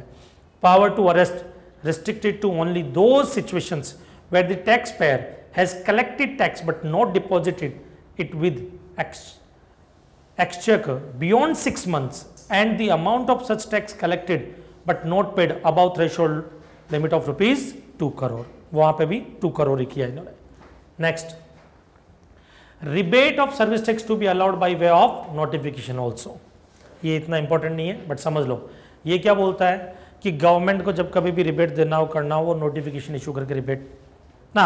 इधर देखो, types of duties, safeguard duty imposable on product imported from China abolished. ये मैंने आपको टाइप्स ऑफ ड्यूटीज पढ़ाते वक्त भी बताया कि चाइना से जो माल आता था उस पर सेफगार्ड ड्यूटी लगती थी, वो अभी हटा दी गई है। अब क्वेश्चन है कि क्यों हटा दी गई है। अब एक्चुअली क्या है, थोड़ा सा मैं अपने दिल के विपरीत जाकर के, अगेंस्ट जाकर के मैं ये बात बोलना चाहूंगा कि गवर्नमेंट को लगा कि चाइना अब हमारा साथ दे रहा है, चाइना से हमारे रिलेशन अच्छे होने चाहिए, चाइना को बाटली में उतारने के लिए हो सकता है मोदी जी के दिमाग में ख्याल आया हो कि चाइना को बाटली में उतारा जाए, और उन्होंने ये ड्यूटी हटा दी और चाइना को बोला, मेरा मानना है, बोला कि देख हमने ये ड्यूटी माफ कर दी, तेरे एक्सपोर्ट को हम बढ़ावा दे रहे हैं हमारे इंडिया में, तो तुम एक्सपोर्ट करो, हम इंपोर्ट करेंगे, यहाँ के लोग और ज़्यादा इंपोर्ट करेंगे क्योंकि हमने सेफगार्ड ड्यूटी हटा दी है। बराबर है, ताकि चाइना को बोले कि देख हम तेरा साथ दे रहे, अब तू हमारा साथ दे। अब क्या है, सीधी सी बात है, सांप जो होता है ना, आज नहीं तो कल तो डसेगा ही डसेगा। बट ठीक है, मोदी जी ये कोशिश कर रहे हैं तो करने देते हैं। बट आप लोगों को मैं एक चीज़ बोलूँगा, स्वदेशी अपनाओ, और विदेशी भी अगर अपनानी हो तो कम से कम चाइना और पाकिस्तान की मत अपनाओ। बराबर है, ओके। अगर कोई मेरा ये वीडियो लेक्चर चाइना में देख रहा है तो प्लीज़ इधर एक्सपोर्ट ना करें हम माल। बराबर है ना। तो safeguard duty imposable on product imported from China abolish कर दी गई है। ओके ना। अब ये वेयर हाउसिंग चैप्टर जो है ना, इसको मैं अभी यहाँ पे एक्सप्लेन करूंगा तो ये पूरा चैप्टर ही हो गया। मैंने आपको बताया था वो चैप्टर में छोटे छोटे चेंजेस आए वेयर हाउस पढ़ाते वक्त। बराबर है, तो सब कुछ वही है ये। तो बजाय इसको आप देखने के वेयर हाउसिंग चैप्टर ही देख लो। बराबर है, तो आप लोगों का तो मैंने करवा ही दिया था वेयर हाउसिंग चैप्टर, अभी शायद कल हुआ परसों हुआ। बराबर है, तो वेयर हाउसिंग चैप्टर हो गया, वही है पूरा का पूरा। जो एग्जाम्पल मैंने यहाँ पे दिए थे यहाँ पे लिखा है वो, और जो वीडियो देख रहे हैं उनके लिए कि जो वेयर हाउस चैप्टर आपने मेरे वीडियो में देखा है, कौन सा चैप्टर, वेयर हाउसिंग चैप्टर, वो पूरा अमेंडेड ही है। बराबर है, तो आप उसी को फॉलो करो। ओके नेक्स्ट, ये सब वेयर हाउस के। नेक्स्ट हाँ, डिमांड एंड अपील्स में सेक्शन 28 में एक अमेंडमेंट आया, includes cases where duty has not been paid or short paid also. अब इधर देखो ध्यान से समझना, ये ऑलरेडी मैं आपको करवा चुका हूं, ये भी डिमांड चैप्टर पढ़ाते वक्त।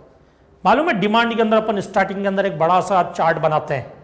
बराबर है, जो चैप्टर शुरू करने से पहले, जिसमें अपील्स रिवीजन भी कवर हो जाता अपना। बराबर है, उस चार्ट के अंदर मैंने आपको बताया था डिपार्टमेंट शोकोज नोटिस इशू करता है। शॉर्टकोज नोटिस किन किन केसेस में इशू करता है जरा बताना। Short levy, non levy, short payment, non payment, erroneous refund. Okay, अब इधर देखना, बाकी सब ठीक है, ये क्या बोलता है, where duty has not been paid or short paid. तो जो ये ना नॉन पेमेंट शॉर्ट पेमेंट, ये पहले कवर नहीं था 28 में, एक्साइज में कवर था, सर्विस टैक्स में भी कवर था, कस्टम्स में नहीं था ये। सर क्यों कवर नहीं था? अरे वेरी सिंपल, जब तक आप ड्यूटी पे नहीं करोगे माल निकलने देगा क्या कस्टम ऑफिसर? तो वहां पे तो शॉर्ट पेमेंट का नॉन पेमेंट का क्वेश्चन ही नहीं आता, वहां पे तो पहले पैसा दो और उसके बाद अपना माल लेकर के जाओ। तो जब तक दोगे नहीं वो माल देंगे नहीं, बराबर है। तो इनका तो कभी क्वेश्चन रेज ही नहीं हुआ। बट अभी गवर्नमेंट ने अमेंडमेंट किया, डेफर्ड पेमेंट अलाउ किया, उसके अंदर क्या अलाउ कर दिया? डेफर्ड पेमेंट अलाउ कर दिया। मतलब कस्टम्स में भी अब ऐसा हो सकता है कि आप बिना पेमेंट किए एक माल ले जाओ, या बाद में पेमेंट कर देना, या टुकड़ों में पेमेंट कर देना, बट वो सबके लिए नहीं होगा। कुछ स्पेसिफिक कैटेगरी जो होगी ना, उन्हीं को वो बेनिफिट मिलेगा, बराबर है। वो एक पर्टिकुलर ड्यू डेट भी होगी, उसी ड्यू डेट तक आपको पेमेंट कर देना। जैसे इधर देखो, जनरली हम क्या करते थे कि bill of entry for home consumption file किया, और 2 डेज में अगर विद इन 2 डेज ड्यूटी पे नहीं करते थे तब इंटरेस्ट लगता था। रेट क्या थी? 15% पर एनम, बराबर है। लेकिन जब डेफर्ड पेमेंट का केस आ जाएगा, किसका केस आ जाएगा? डेफर्ड पेमेंट का केस आ जाएगा, तो क्या होगा? तो इधर देखो, जब डेफर्ड पेमेंट का केस आ जाएगा तो गवर्नमेंट एक ड्यू डेट भी देगी आपको। जब वो अमेंडमेंट पूरा कंप्लीट हो जाएगा ना, किस कैटेगरी पर एप्लीकेबल होगा, कितना होगा, तो वो ड्यू डेट भी देगी उसके अंदर। जैसे मुझे डेफर्ड पेमेंट करना है कस्टम्स में, तो मुझे ड्यू डेट दी जाएगी, इस तारीख को इतना, इस तारीख को इतना और उस तारीख को इतना। तो जो वो ड्यू डेट है ना, उसके विद इन 2 डेज मुझे पेमेंट कर देना होगा, उसके विद इन 2 डेज पेमेंट कर देना होगा। अदरवाइज इंटरेस्ट चार्ज हो जाएगा 15% पर एनम उस केस में, बराबर है। समझ में आया पूरा का पूरा? तो देखो, एक ये अमेंडमेंट भी कवर हो गया, बराबर है। 2% जो ड्यू डेट से होगा। डेफर्ड पेमेंट का भी कवर हो गया कि ऐसा भी प्रोविजन आ रहा है डेफर्ड पेमेंट को लेकर के। और एक अमेंडमेंट अपना ये वाले पे हो गया कि डेफर्ड पेमेंट की वजह से अब short payment non payment cover किया गया यहां पर। ओके, समझ में आया? कोई डाउट? अभी हाल फिलहाल इसके ऊपर ये नहीं है कि ड्यू डेट क्या होगी क्या नहीं होगी, जो गवर्नमेंट बताएगी वो होगी। तो मोस्ट प्रोबेबली नवंबर अटेम्प्ट के अंदर शायद इसको पूरा क्लेरिफिकेशन इसका आ जाए और एग्जाम में एप्लीकेबल भी हो जाए। बट अभी हाल फिलहाल इसके चांस थोड़े कम है, बराबर है। बट ये जो शॉर्ट पेमेंट नॉन पेमेंट है, ये हो सकता है कोई नवंबर में एग्जाम देने वाला है यहाँ पे? ओके मैडम, आप कांटेक्ट में रहना। ओके, चलो। अब यहाँ पे ये थैंक यू का मतलब ये नहीं कि अमेंडमेंट खत्म हो गए, अमेंडमेंट खत्म नहीं हुआ है अभी मुझे आपके आरटीपी के कुछ अमेंडमेंट कवर करना है। रूल 47 जो है उसका अमेंडमेंट कवर करना है, बराबर है।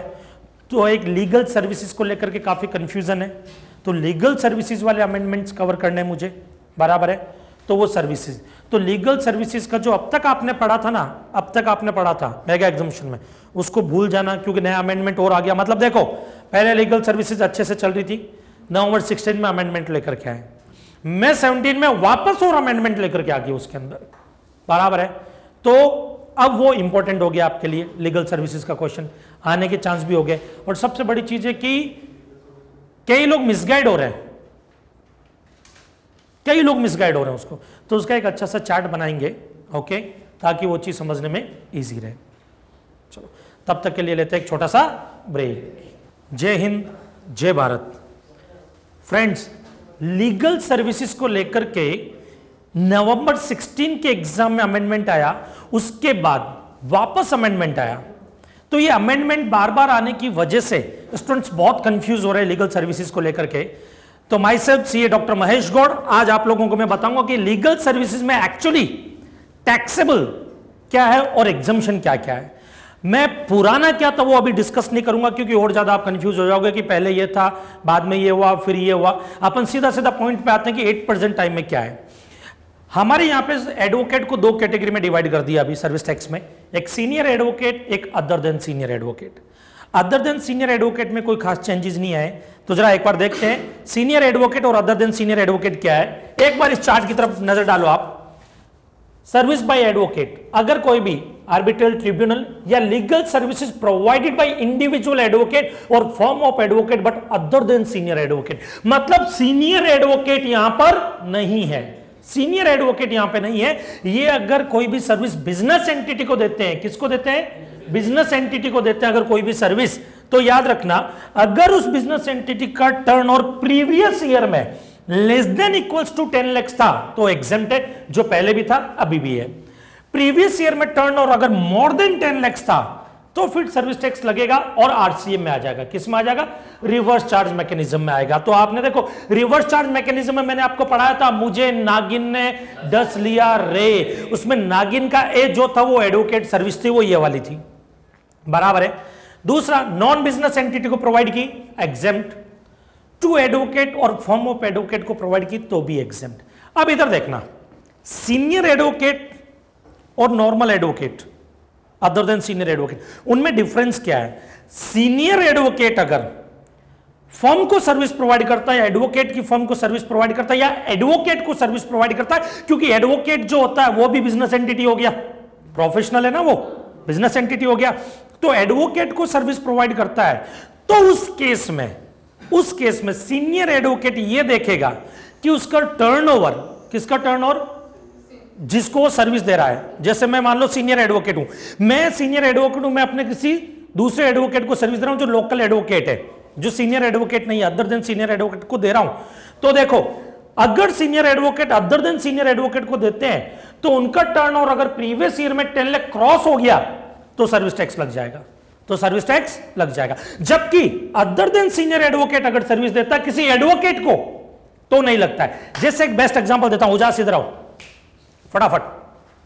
एक बेस्ट एग्जांपल है, मैं एक सीनियर एडवोकेट हूं, ये एक नॉर्मल एडवोकेट है, एक थर्ड एडवोकेट और है, ये अगर उसको सर्विस देते हैं उसका टर्नओवर 10 लाख हो, 20 लाख हो, 50 लाख हो, एग्जेम्प्ट। बट मैं एक सीनियर एडवोकेट हूं, मैं अगर उस एडवोकेट को सर्विस दूंगा तो उसका प्रीवियस ईयर में टर्नओवर अगर 10 लाख क्रॉस हो गया तो टैक्सेबल है, और अगर 10 लाख था या उससे कम था तो एग्जेम्प्ट है।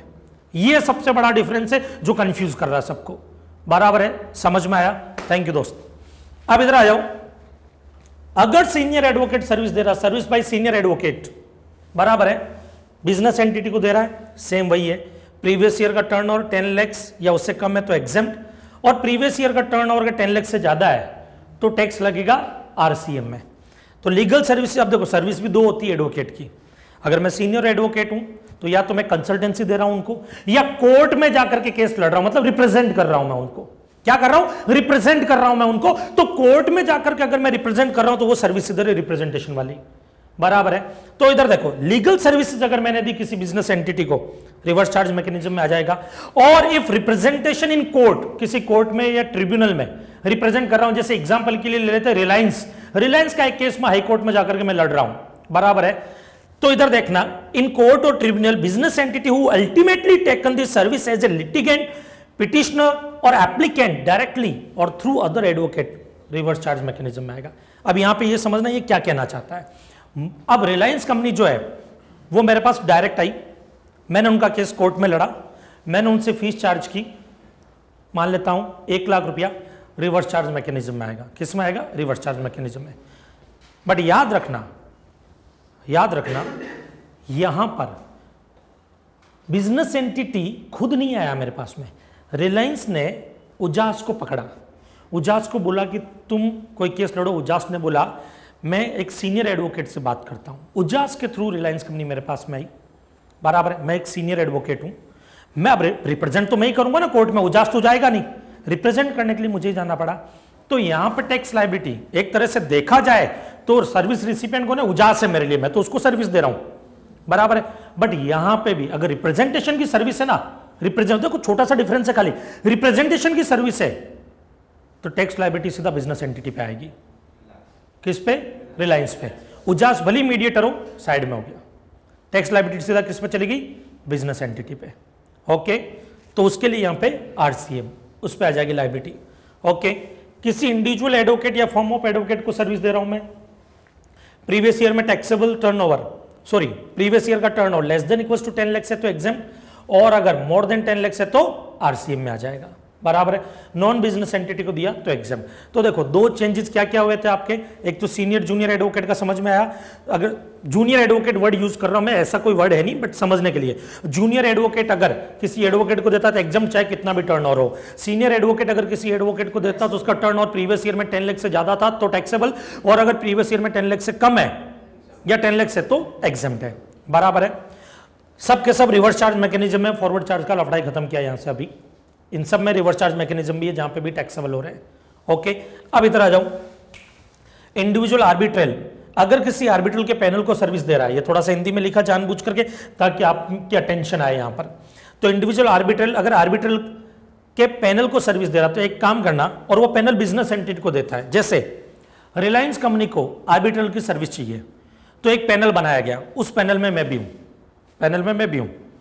तो पैनल 4 लोगों का है, हम 4 लोग हैं, उसमें एक मैं भी हूं। हम रिलायंस को सर्विस दे रहे हैं तो बिजनेस एंटिटी को दे रहे हैं। बराबर है। तो बिजनेस एंटिटी को दे रहे हैं तो हमने यहां पे पढ़ा ही था कि रिवर्स चार्ज मैकेनिज्म आएगा प्रीवियस ईयर का टर्नओवर अगर 10 लाख से ज्यादा है। बट यहां पे एक इशू रेज हो गया कि महेश गौड़ बिजनेस एंटिटी को सर्विस नहीं दे रहा है, महेश गौड़ तो पैनल को सर्विस दे रहा है और पैनल बिजनेस एंटिटी को दे रहा है। तो महेश गौड़ जो सर्विस पैनल को दे रहा है, बराबर है, उसमें सर्विस रिसिपेंट पैनल माना जाएगा, रिवर्स से आरसीएम नहीं आना चाहिए, ऐसा कुछ भी नहीं है भाई। बिजनेस एंटिटी को जो सर्विस दे रहा हूं तो मैं ही, अल्टीमेटली उस पैनल में तो मैं ही हूं, इनडायरेक्टली हम दे तो बिजनेस एंटिटी को ही रहे वहां पे सर्विस। तब इन्होंने बोला कि उस केस में भी आरसीएम आएगा। तो इंडिविजुअल आर्बिट्रल अगर पैनल में है एंड वो पैनल बिजनेस एंटिटी की सर्विस दे रहा है तो ये आरसीएम में आएगा, रिवर्स चार्ज मैकेनिज्म में। ओके, समझ में आया? कोई डाउट? पक्का? तो मिलते हैं नेक्स्ट वीडियो में। जय हिंद, जय भारत।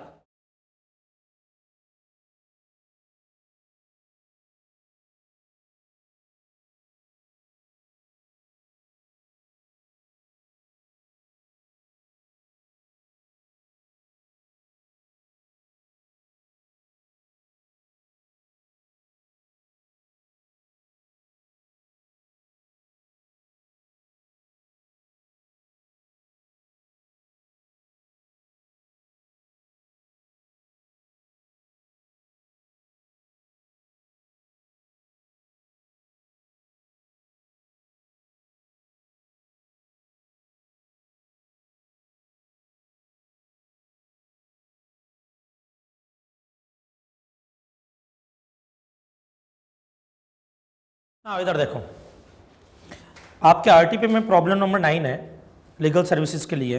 एक बार वो प्रॉब्लम इस चार्ट की हेल्प से करते हैं।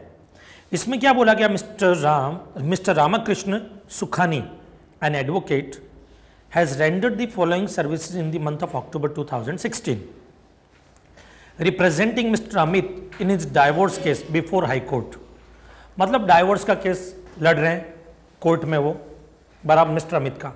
अब देखो डाइवोर्स का केस लड़ रहे हैं मिस्टर अमित, क्या बिजनेस एंटिटी है, नॉन बिजनेस एंटिटी है? तो चाहे वो जूनियर एडवोकेट हो, मतलब अदर देन सीनियर एडवोकेट, तब भी एग्जेम्प्ट है, और चाहे सीनियर एडवोकेट हो तब भी एग्जेम्प्ट है। दोनों ही केस में एग्जेम्प्ट होगा, बराबर है ना। सेकेंड केस है representing mister Aniket an architect by profession in relation to his service tax liability. Turnover of mister Aniket in financial 2015-16 was rupees 15 lakhs। अब देखो मिस्टर अनिकेत एक क्या है, प्रोफेशनल है, मतलब बिजनेस एंटिटी है। प्रीवियस ईयर में उसका टर्नओवर इन्होंने बताया कितना है, 28 lakhs। तो सीधी सी बात है, बिजनेस एंटिटी को ये भी सर्विस प्रोवाइड करते हैं तब भी आरसीएम में आएगा, और अगर बिजनेस एंटिटी को सीनियर एडवोकेट सर्विस प्रोवाइड करता है, बराबर है, और टर्नओवर 10 लाख से ज़्यादा है तब भी आरसीएम में आएगा, बराबर है। तो टैक्सेबल दोनों में ही है ये। नेक्स्ट आता है legal consultant given to Bansal associate a partnership firm of advocate. अब एक एडवोकेट को सर्विस दी आपने और उस एडवोकेट का प्रीवियस ईयर में टर्नओवर 28 lakhs था। कितना था? 28 lakhs। तो यहां पर तो एग्जाम्प्ट है, टर्नओवर देखना ही नहीं है। Other than senior advocate service दे रहा तो पूरा एग्जाम्प्ट, बट यहां पर टर्नओवर देखना है और यहां पर वो क्या हो जाएगा, टैक्सेबल हो जाएगा। समझ में आया? टैक्सेबल हो जाएगा। समझ में आया? अब चलो ना नेक्स्ट अमेंडमेंट आते हैं सेनवेट क्रेडिट के रूल 47 का। सर 47 का क्या अमेंडमेंट है? इधर देखो, अगर गवर्नमेंट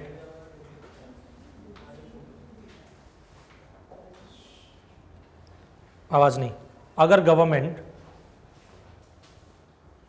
बिजनेस एंटिटी को नेचुरल रिसोर्सेज यूज करने की परमिशन देती है, माइंस वगैरह दे दी जैसे, तो दो केस आते हैं। एक होता अपफ्रंट पेमेंट, बराबर है, एक होता है डेफर्ड पेमेंट। दो तरह का पेमेंट होता है। हमने मेगा एग्जम्पशन में भी पढ़ा था, 1 अप्रैल 2016 से पहले अपफ्रंट पेमेंट कर दिया गया अगर, बराबर है, तो वो तो एग्जम्पशन में चला गया, बट उसके बाद वाले तो टैक्सेबल होंगे। टैक्स कौन पे करेगा यहाँ पर? Business entity, reverse charge mechanism, इसी में टैक्स आएगा, बराबर है।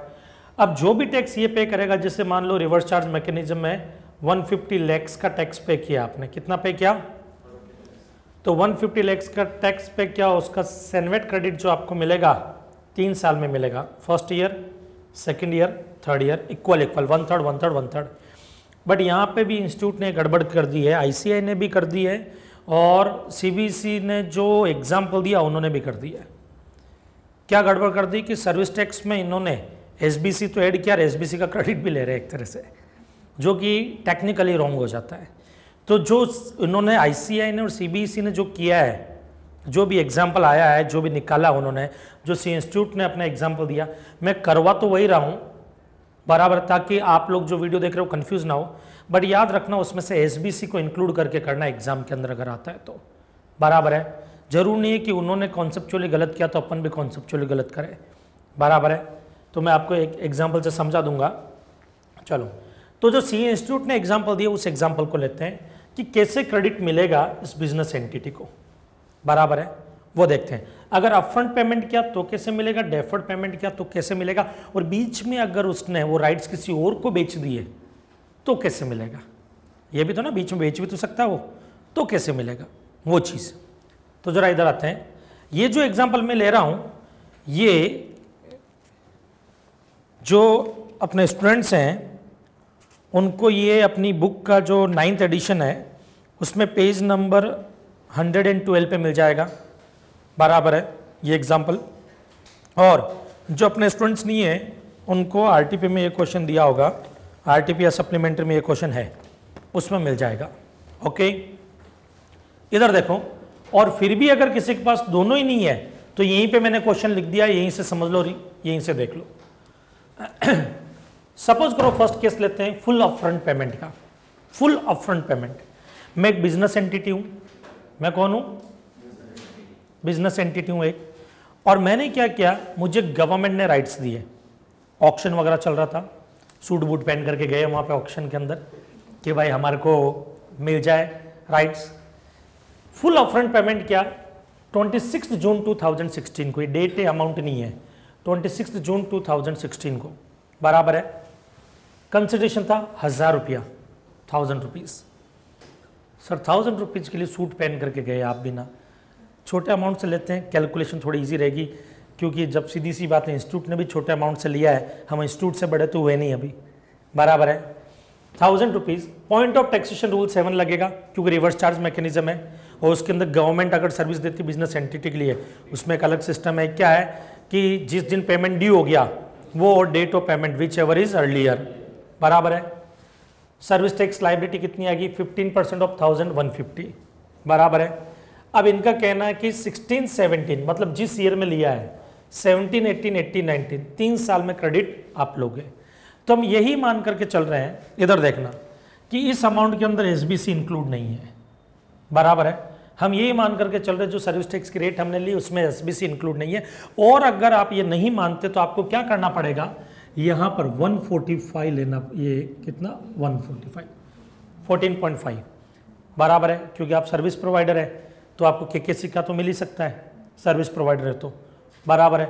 सर मान लो हम सर्विस प्रोवाइडर नहीं, हम तो सिर्फ मैन्युफैक्चरर हैं, तो केकेसी भी गाय खा गई, क्योंकि केकेसी तो केकेसी के अगेंस्ट सेट ऑफ हो सकता है, और केकेसी तो सर्विस प्रोवाइडर ही कलेक्ट और चार्ज कर सकता है, तब तो फिर आप सिर्फ 14% में खुश रहना, बट अवेल तो कर ही सकते हो, मिलेगा नहीं वो एक अलग बात है। तो इधर देखो 145 को फिर 3 पार्ट्स में डिवाइड कर दोगे आप, समझ में आया। एसबीसी को इंक्लूड मत करना, एक्सक्लूड कर देना। तो अभी मैं जो एग्जांपल ले रहा हूं उसमें यही मान रहा हूं कि इसमें एसबीसी इंक्लूड नहीं है। ओके, क्योंकि इंस्टीट्यूट ने भी ऐसा ही किया है, जो है रॉन्ग है कॉन्सेप्चुअली देखे तो, बट आपको हाल फिलहाल समझा रहा हूं मैं। इसलिए जब आप सोल्व करो तो याद रखना इसको इंक्लूड नहीं करना एसबीसी को, क्योंकि क्रेडिट नहीं मिलता है। तो 16, 17, 17, 18, 18, 19 और 50, 50, 50 का क्रेडिट मिलेगा। कोई डाउट? पक्का श्योर? अब मान लेते 3 साल में मैंने क्रेडिट तो ले लिया 18, 19, उसके बाद मैं इसको बेच देता हूं। तो इधर देखो, इफ एबीसी लिमिटेड, ये एबीसी लिमिटेड है service recipient, if ABC limited मतलब मैं एबीसी लिमिटेड हूं, assign the right to use the spectrum to company XYZ, XYZ को ये राइट्स बेच देता हूं 1 अगस्त 2019 को, बराबर है। अब बेचे कितने में? तो मान लेते हैं 930 में बेचे। कितने में बेचे? रुपीज 930 में बेचे। अब इधर देखना सबसे इंटरेस्टिंग चीज,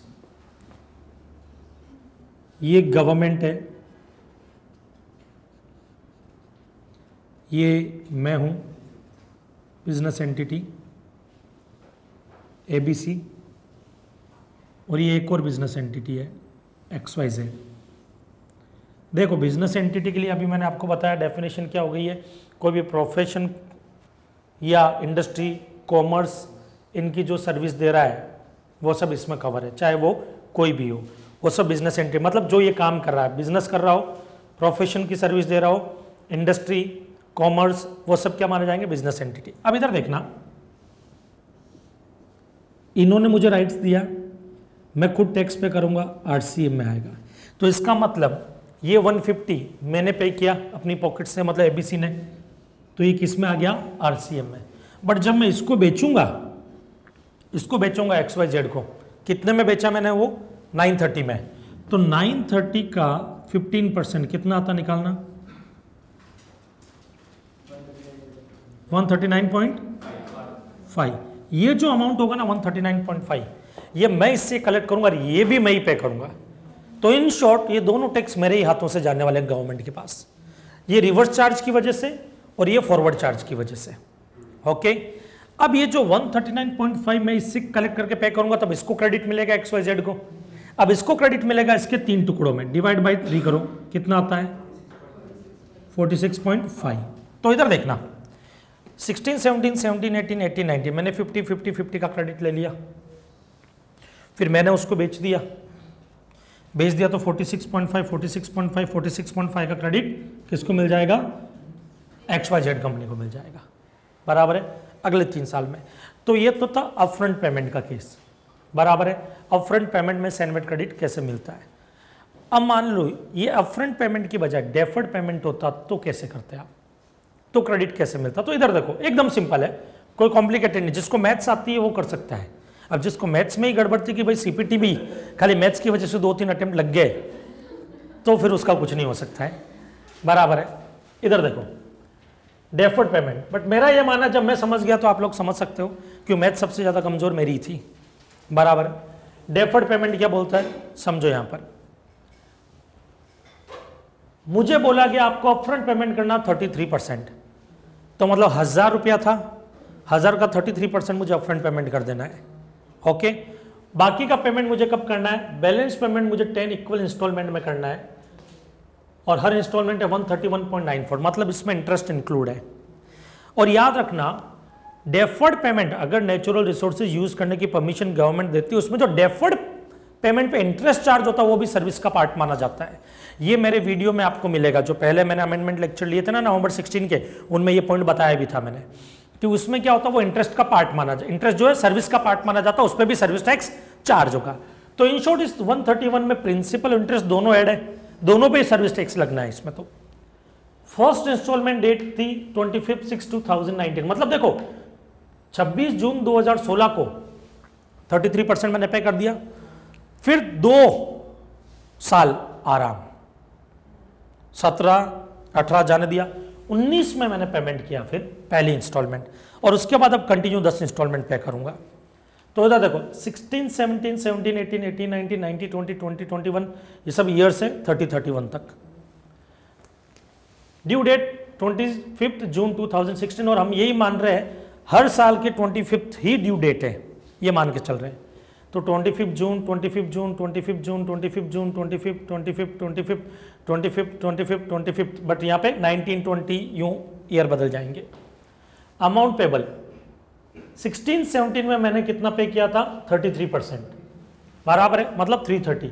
इस पे टैक्स कितना आएगा 15% से 49.5। इसमें भी याद रखना एसबीसी एक्सक्लूड ही करना आप। 49.5 आएगा, इसको डिवाइडेड बाय 3 करूंगा मैं, तो 16-17 में 16.5 का क्रेडिट मिलेगा, 17-18 में 16.5, 18-19 में 16.5। जिस साल आपने पे किया है उस साल जो टैक्स गया है, टैक्स दिया डिपार्टमेंट को आपने, उस टैक्स का क्रेडिट 3 टुकड़ों में मिलेगा, ओके, 3 साल में। अब इधर देखो मैं पहली इंस्टॉलमेंट पे कर रहा हूँ 1920 में 131.94 की, इस पे टैक्स आया 19.8, फिर 131.94, फिर 19.8।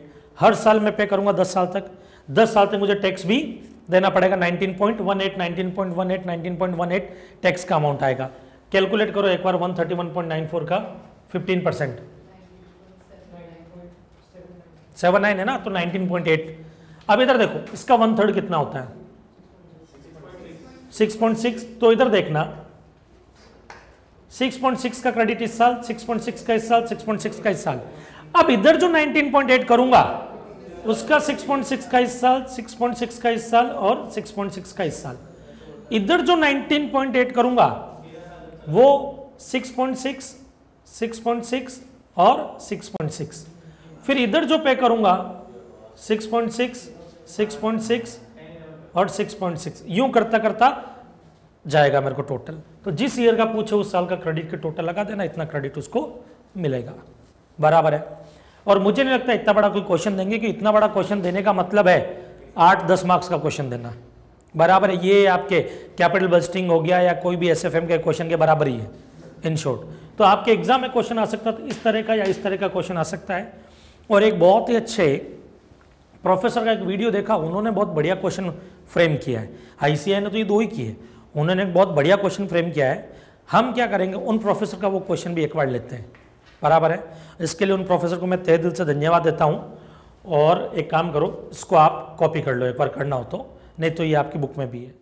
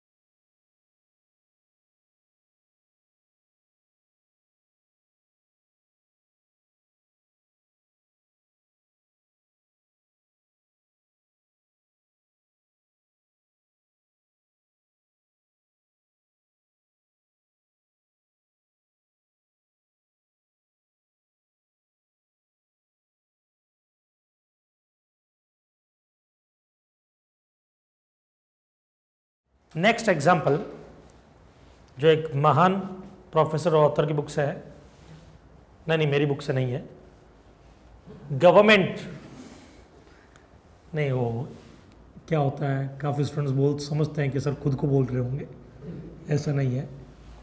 गवर्नमेंट ने एमएन लिमिटेड को राइट्स असाइन किए नेचुरल रिसोर्सेज यूज़ करने के, और 30 करोड़ रुपीस चार्ज किया और 20 साल तक के लिए राइट्स उसको दिए, 20 ईयर्स तक के लिए।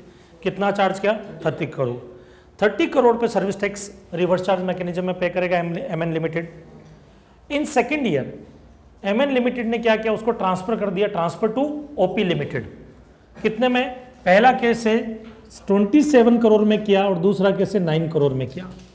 दोनों का इंपैक्ट अलग अलग है। 27 करोड़ में क्या तो क्या होगा और 9 करोड़ में क्या तो क्या होगा, बराबर है।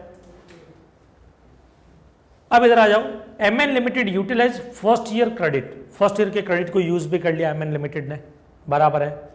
अब इधर देखना, सर्विस टैक्स 14% चार्ज होगा 30 करोड़ का, कितना 4.2।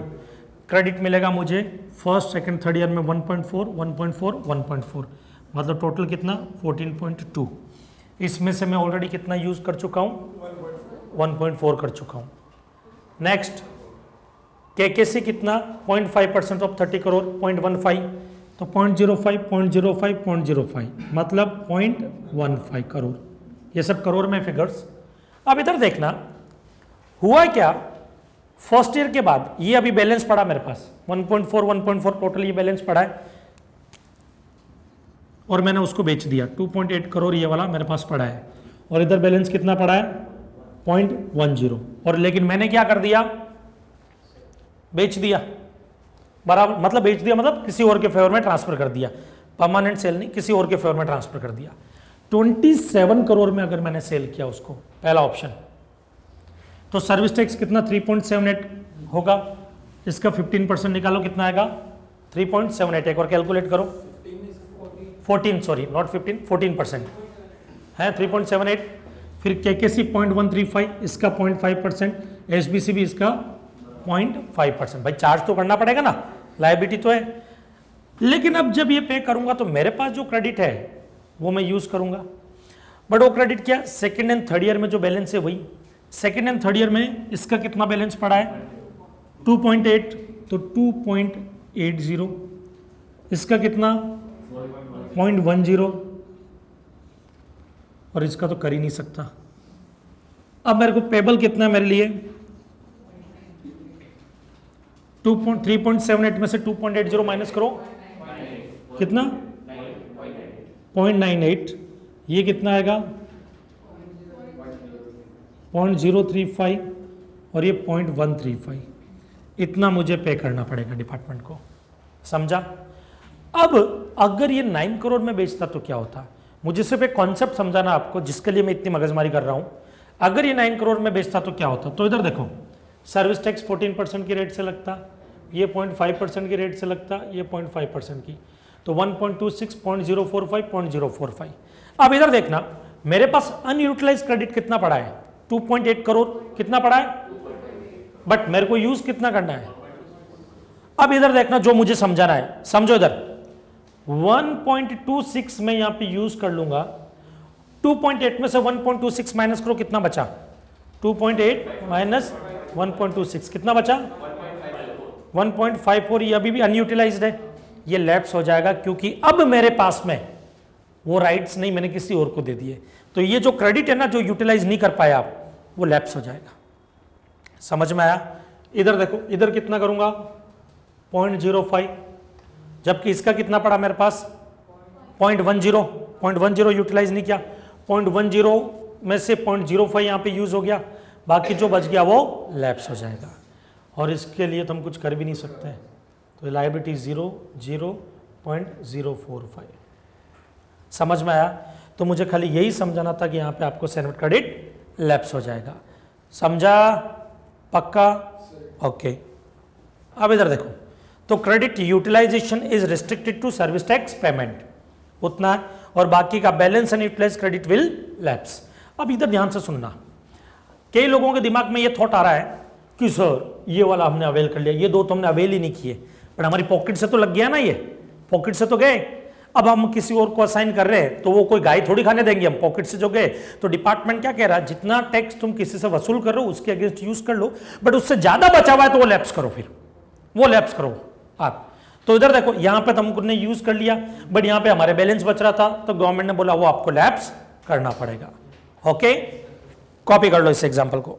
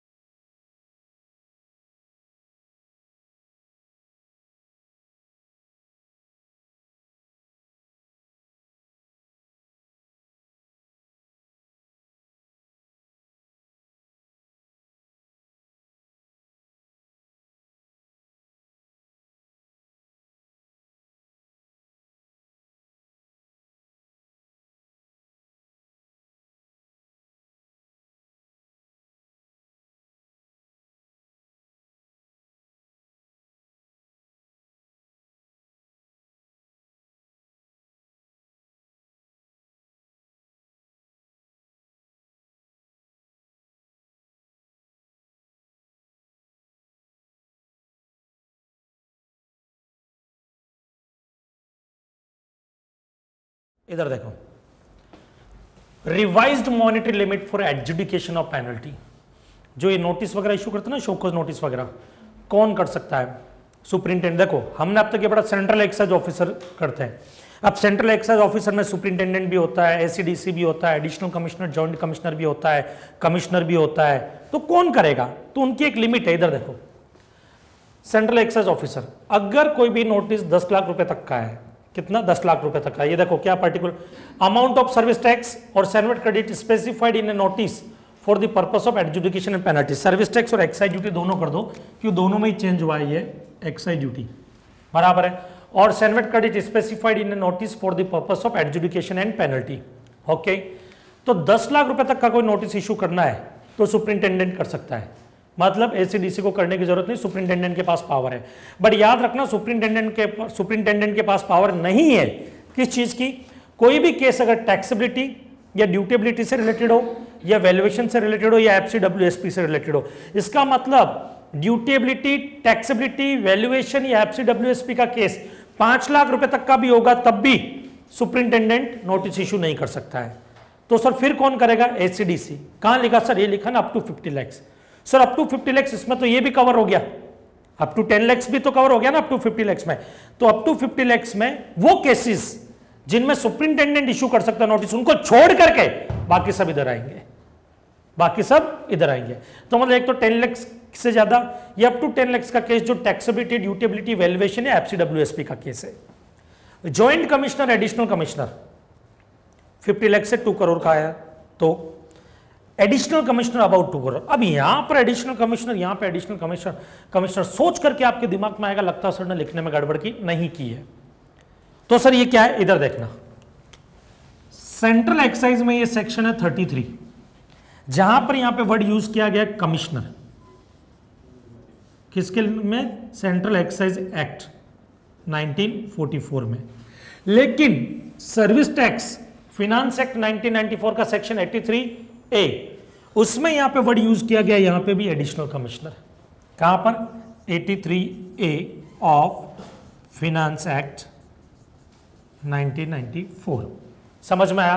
तो इसका मतलब एक्साइज का केस है तो 2 करोड़ से अबाव का है तो कमिश्नर नोटिस इशू कर सकता है, उसके अलावा कोई नहीं। लेकिन अगर सर्विस टैक्स का केस है तो एडिशनल कमिश्नर है। कौन है? Additional commissioner. ओके, समझ में आया? मतलब यहां पे जॉइंट कमिश्नर के पास पावर नहीं है। इसको कॉपी कर लो।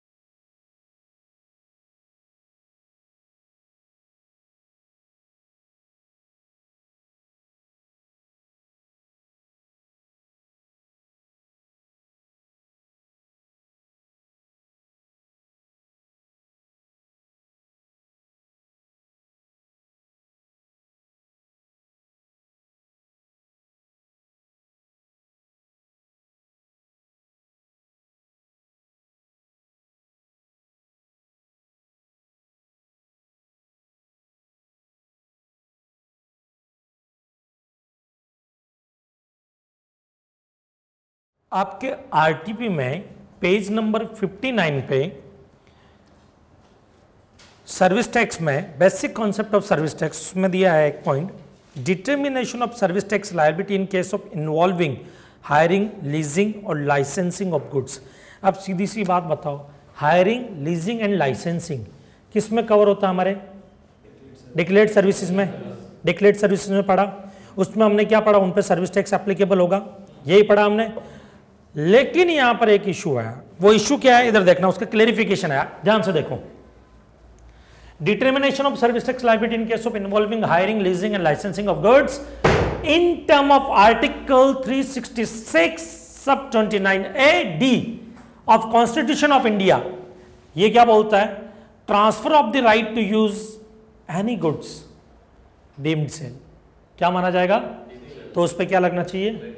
मतलब कॉन्स्टिट्यूशन बोलता है आप किसी को राइट टू यूज देते हो, मतलब किराए पे ही हो गया ना, राइट टू यूज मतलब देते हो, तो क्या होना चाहिए, वो डीम्ड सेल माना जाएगा, क्या लगेगा, वैल्यू एडिड टैक्स या सेल्स टैक्स जो भी है वो लगेगा। तब इसका मतलब तो हम अब तक सर्विस टैक्स में गलत पढ़ते आ रहे थे, क्योंकि इधर देखो सर्विस टैक्स में क्या लिखा है, section 66E subsection F of finance act 1994 without transfer of right to use, क्या लिखा है, without transfer of right to use declared services मानी जाएगी लायबल टू सर्विस टैक्स। अब इधर देखना, इधर लिखा transfer of the right to use, इधर है without transfer of the right to use. तब जब राइट टू यूज के राइट से ट्रांसफर नहीं हो रहे हैं तो सामने वाला क्या करेगा, सर फोड़ेगा उसका। तो इन दोनों का डिफरेंस क्या है, ट्रांसफर और विदाउट ट्रांसफर, इसका मतलब क्या है यहां पर, वो मतलब समझना है। छोटा सा एग्जांपल लेते हैं, छोटा सा एग्जांपल, जैसे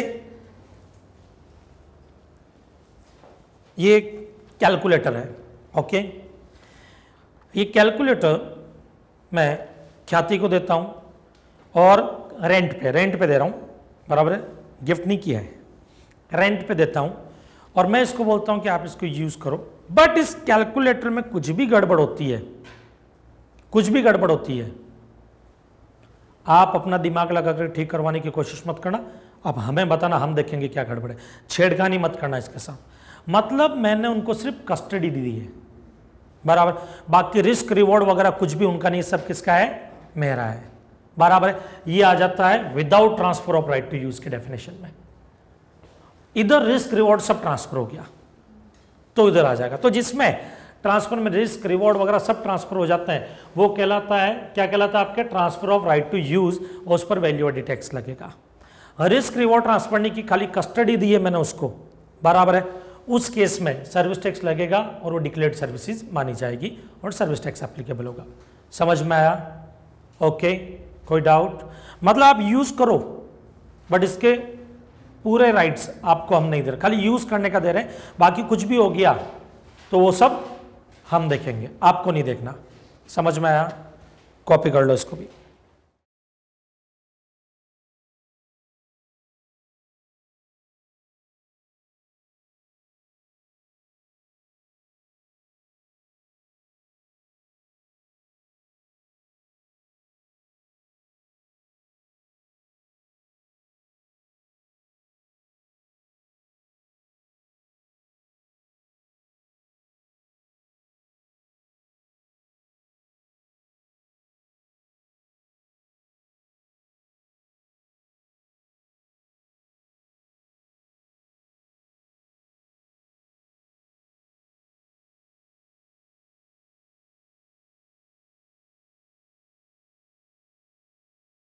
ना नेक्स्ट आते हैं हमारे जो हमारे आरटीपी की इंपॉर्टेंट अमेंडमेंट्स में से जो लास्ट अमेंडमेंट है वो, मतलब वैसे लास्ट में मत ढूंढना, मेरे हिसाब से ये लास्ट अमेंडमेंट है। सीबीसी क्लेरिफिकेशन आया है, service of construction of tubewells for water supply provided to government is exempt under service tax. ध्यान से सुनना, आपको मालूम है गवर्नमेंट के लिए आप कंस्ट्रक्शन करते हो तो एंट्री नंबर 12 बिंदु दारा सिंह हॉप की सर्विस एग्जम्प्ट होती है। पी जो है उसमें हमने क्या पढ़ा था, पाइपलाइन, बराबर है, कंड्यूट, प्लांट, ये उसमें कवर था कंस्ट्रक्शन करते हो तो, बराबर है, वेल भी कवर था कंस्ट्रक्शन करते हो तो। लेकिन सबसे बड़ी प्रॉब्लम पता है क्या है, ट्यूबवेल वर्ड यूज नहीं किया गया था। अब गवर्नमेंट के लिए ट्यूबवेल कंस्ट्रक्ट कर रहे हो तो बोले उस पर टैक्स लगेगा, बट अल्टीमेट पर्पस तो वही है ना। तो उसके लिए क्लेरिफिकेशन आया कि अगर आप ट्यूबवेल का कंस्ट्रक्शन भी करते हो तो वो भी क्या माना जाएगा, एग्जेम्प्ट माना जाएगा। ओके, बस। तो ये दोस्तों जितने अमेंडमेंट जो आरटीपी में थे उनके नोट्स मैंने आपको नहीं दिए हैं, वो आपको मैंने यहीं पे लिखवा दिया पूरा का पूरा, बराबर है। वो उतना आप एक बार पढ़ करके चले जाना। बाकी के जो नोट्स है उसमें हमारे सारे अमेंडमेंट्स किए हैं जो 12 पेजेस के हैं, उनको एक बार रीड कर लेना। किसी को अगर पीपीटी चाहिए, जो आपने मेरे वीडियो लेक्चर में देखी थी जो नवंबर 16 के अमेंडमेंट्स थे, वो मेरी वेबसाइट पे वहाँ से आप डाउनलोड कर सकते हो। ओके, और हाँ, कुछ ऐसे केसेस जैसे कि नवंबर 16 के अमेंडमेंट लेक्चर जो आपने देखे थे, जिसमें मतलब 30 अप्रैल 2016 तक के अमेंडमेंट थे, क्योंकि वो भी तो एप्लीकेबल है ना आपके में 17 में, वो अगर आपने देखे हैं उसमें लीगल सर्विसेज का जो प्रोविजन बताया उसको भूल जाना, यहाँ पे जो आज लीगल सर्विसेज का बताया वो फॉलो करना, क्योंकि उसमें अमेंडमेंट आ गया। एसएसआई का जो प्रोविजन मैंने 12 करोड़ 6 करोड़ का बताया वो भूल जाना, आज जो बताया वो आपको करके जाना है, बराबर है, क्योंकि इनको हम बोलते हैं अमेंडमेंट्स में अमेंडमेंट्स। ओके, समझ में आया?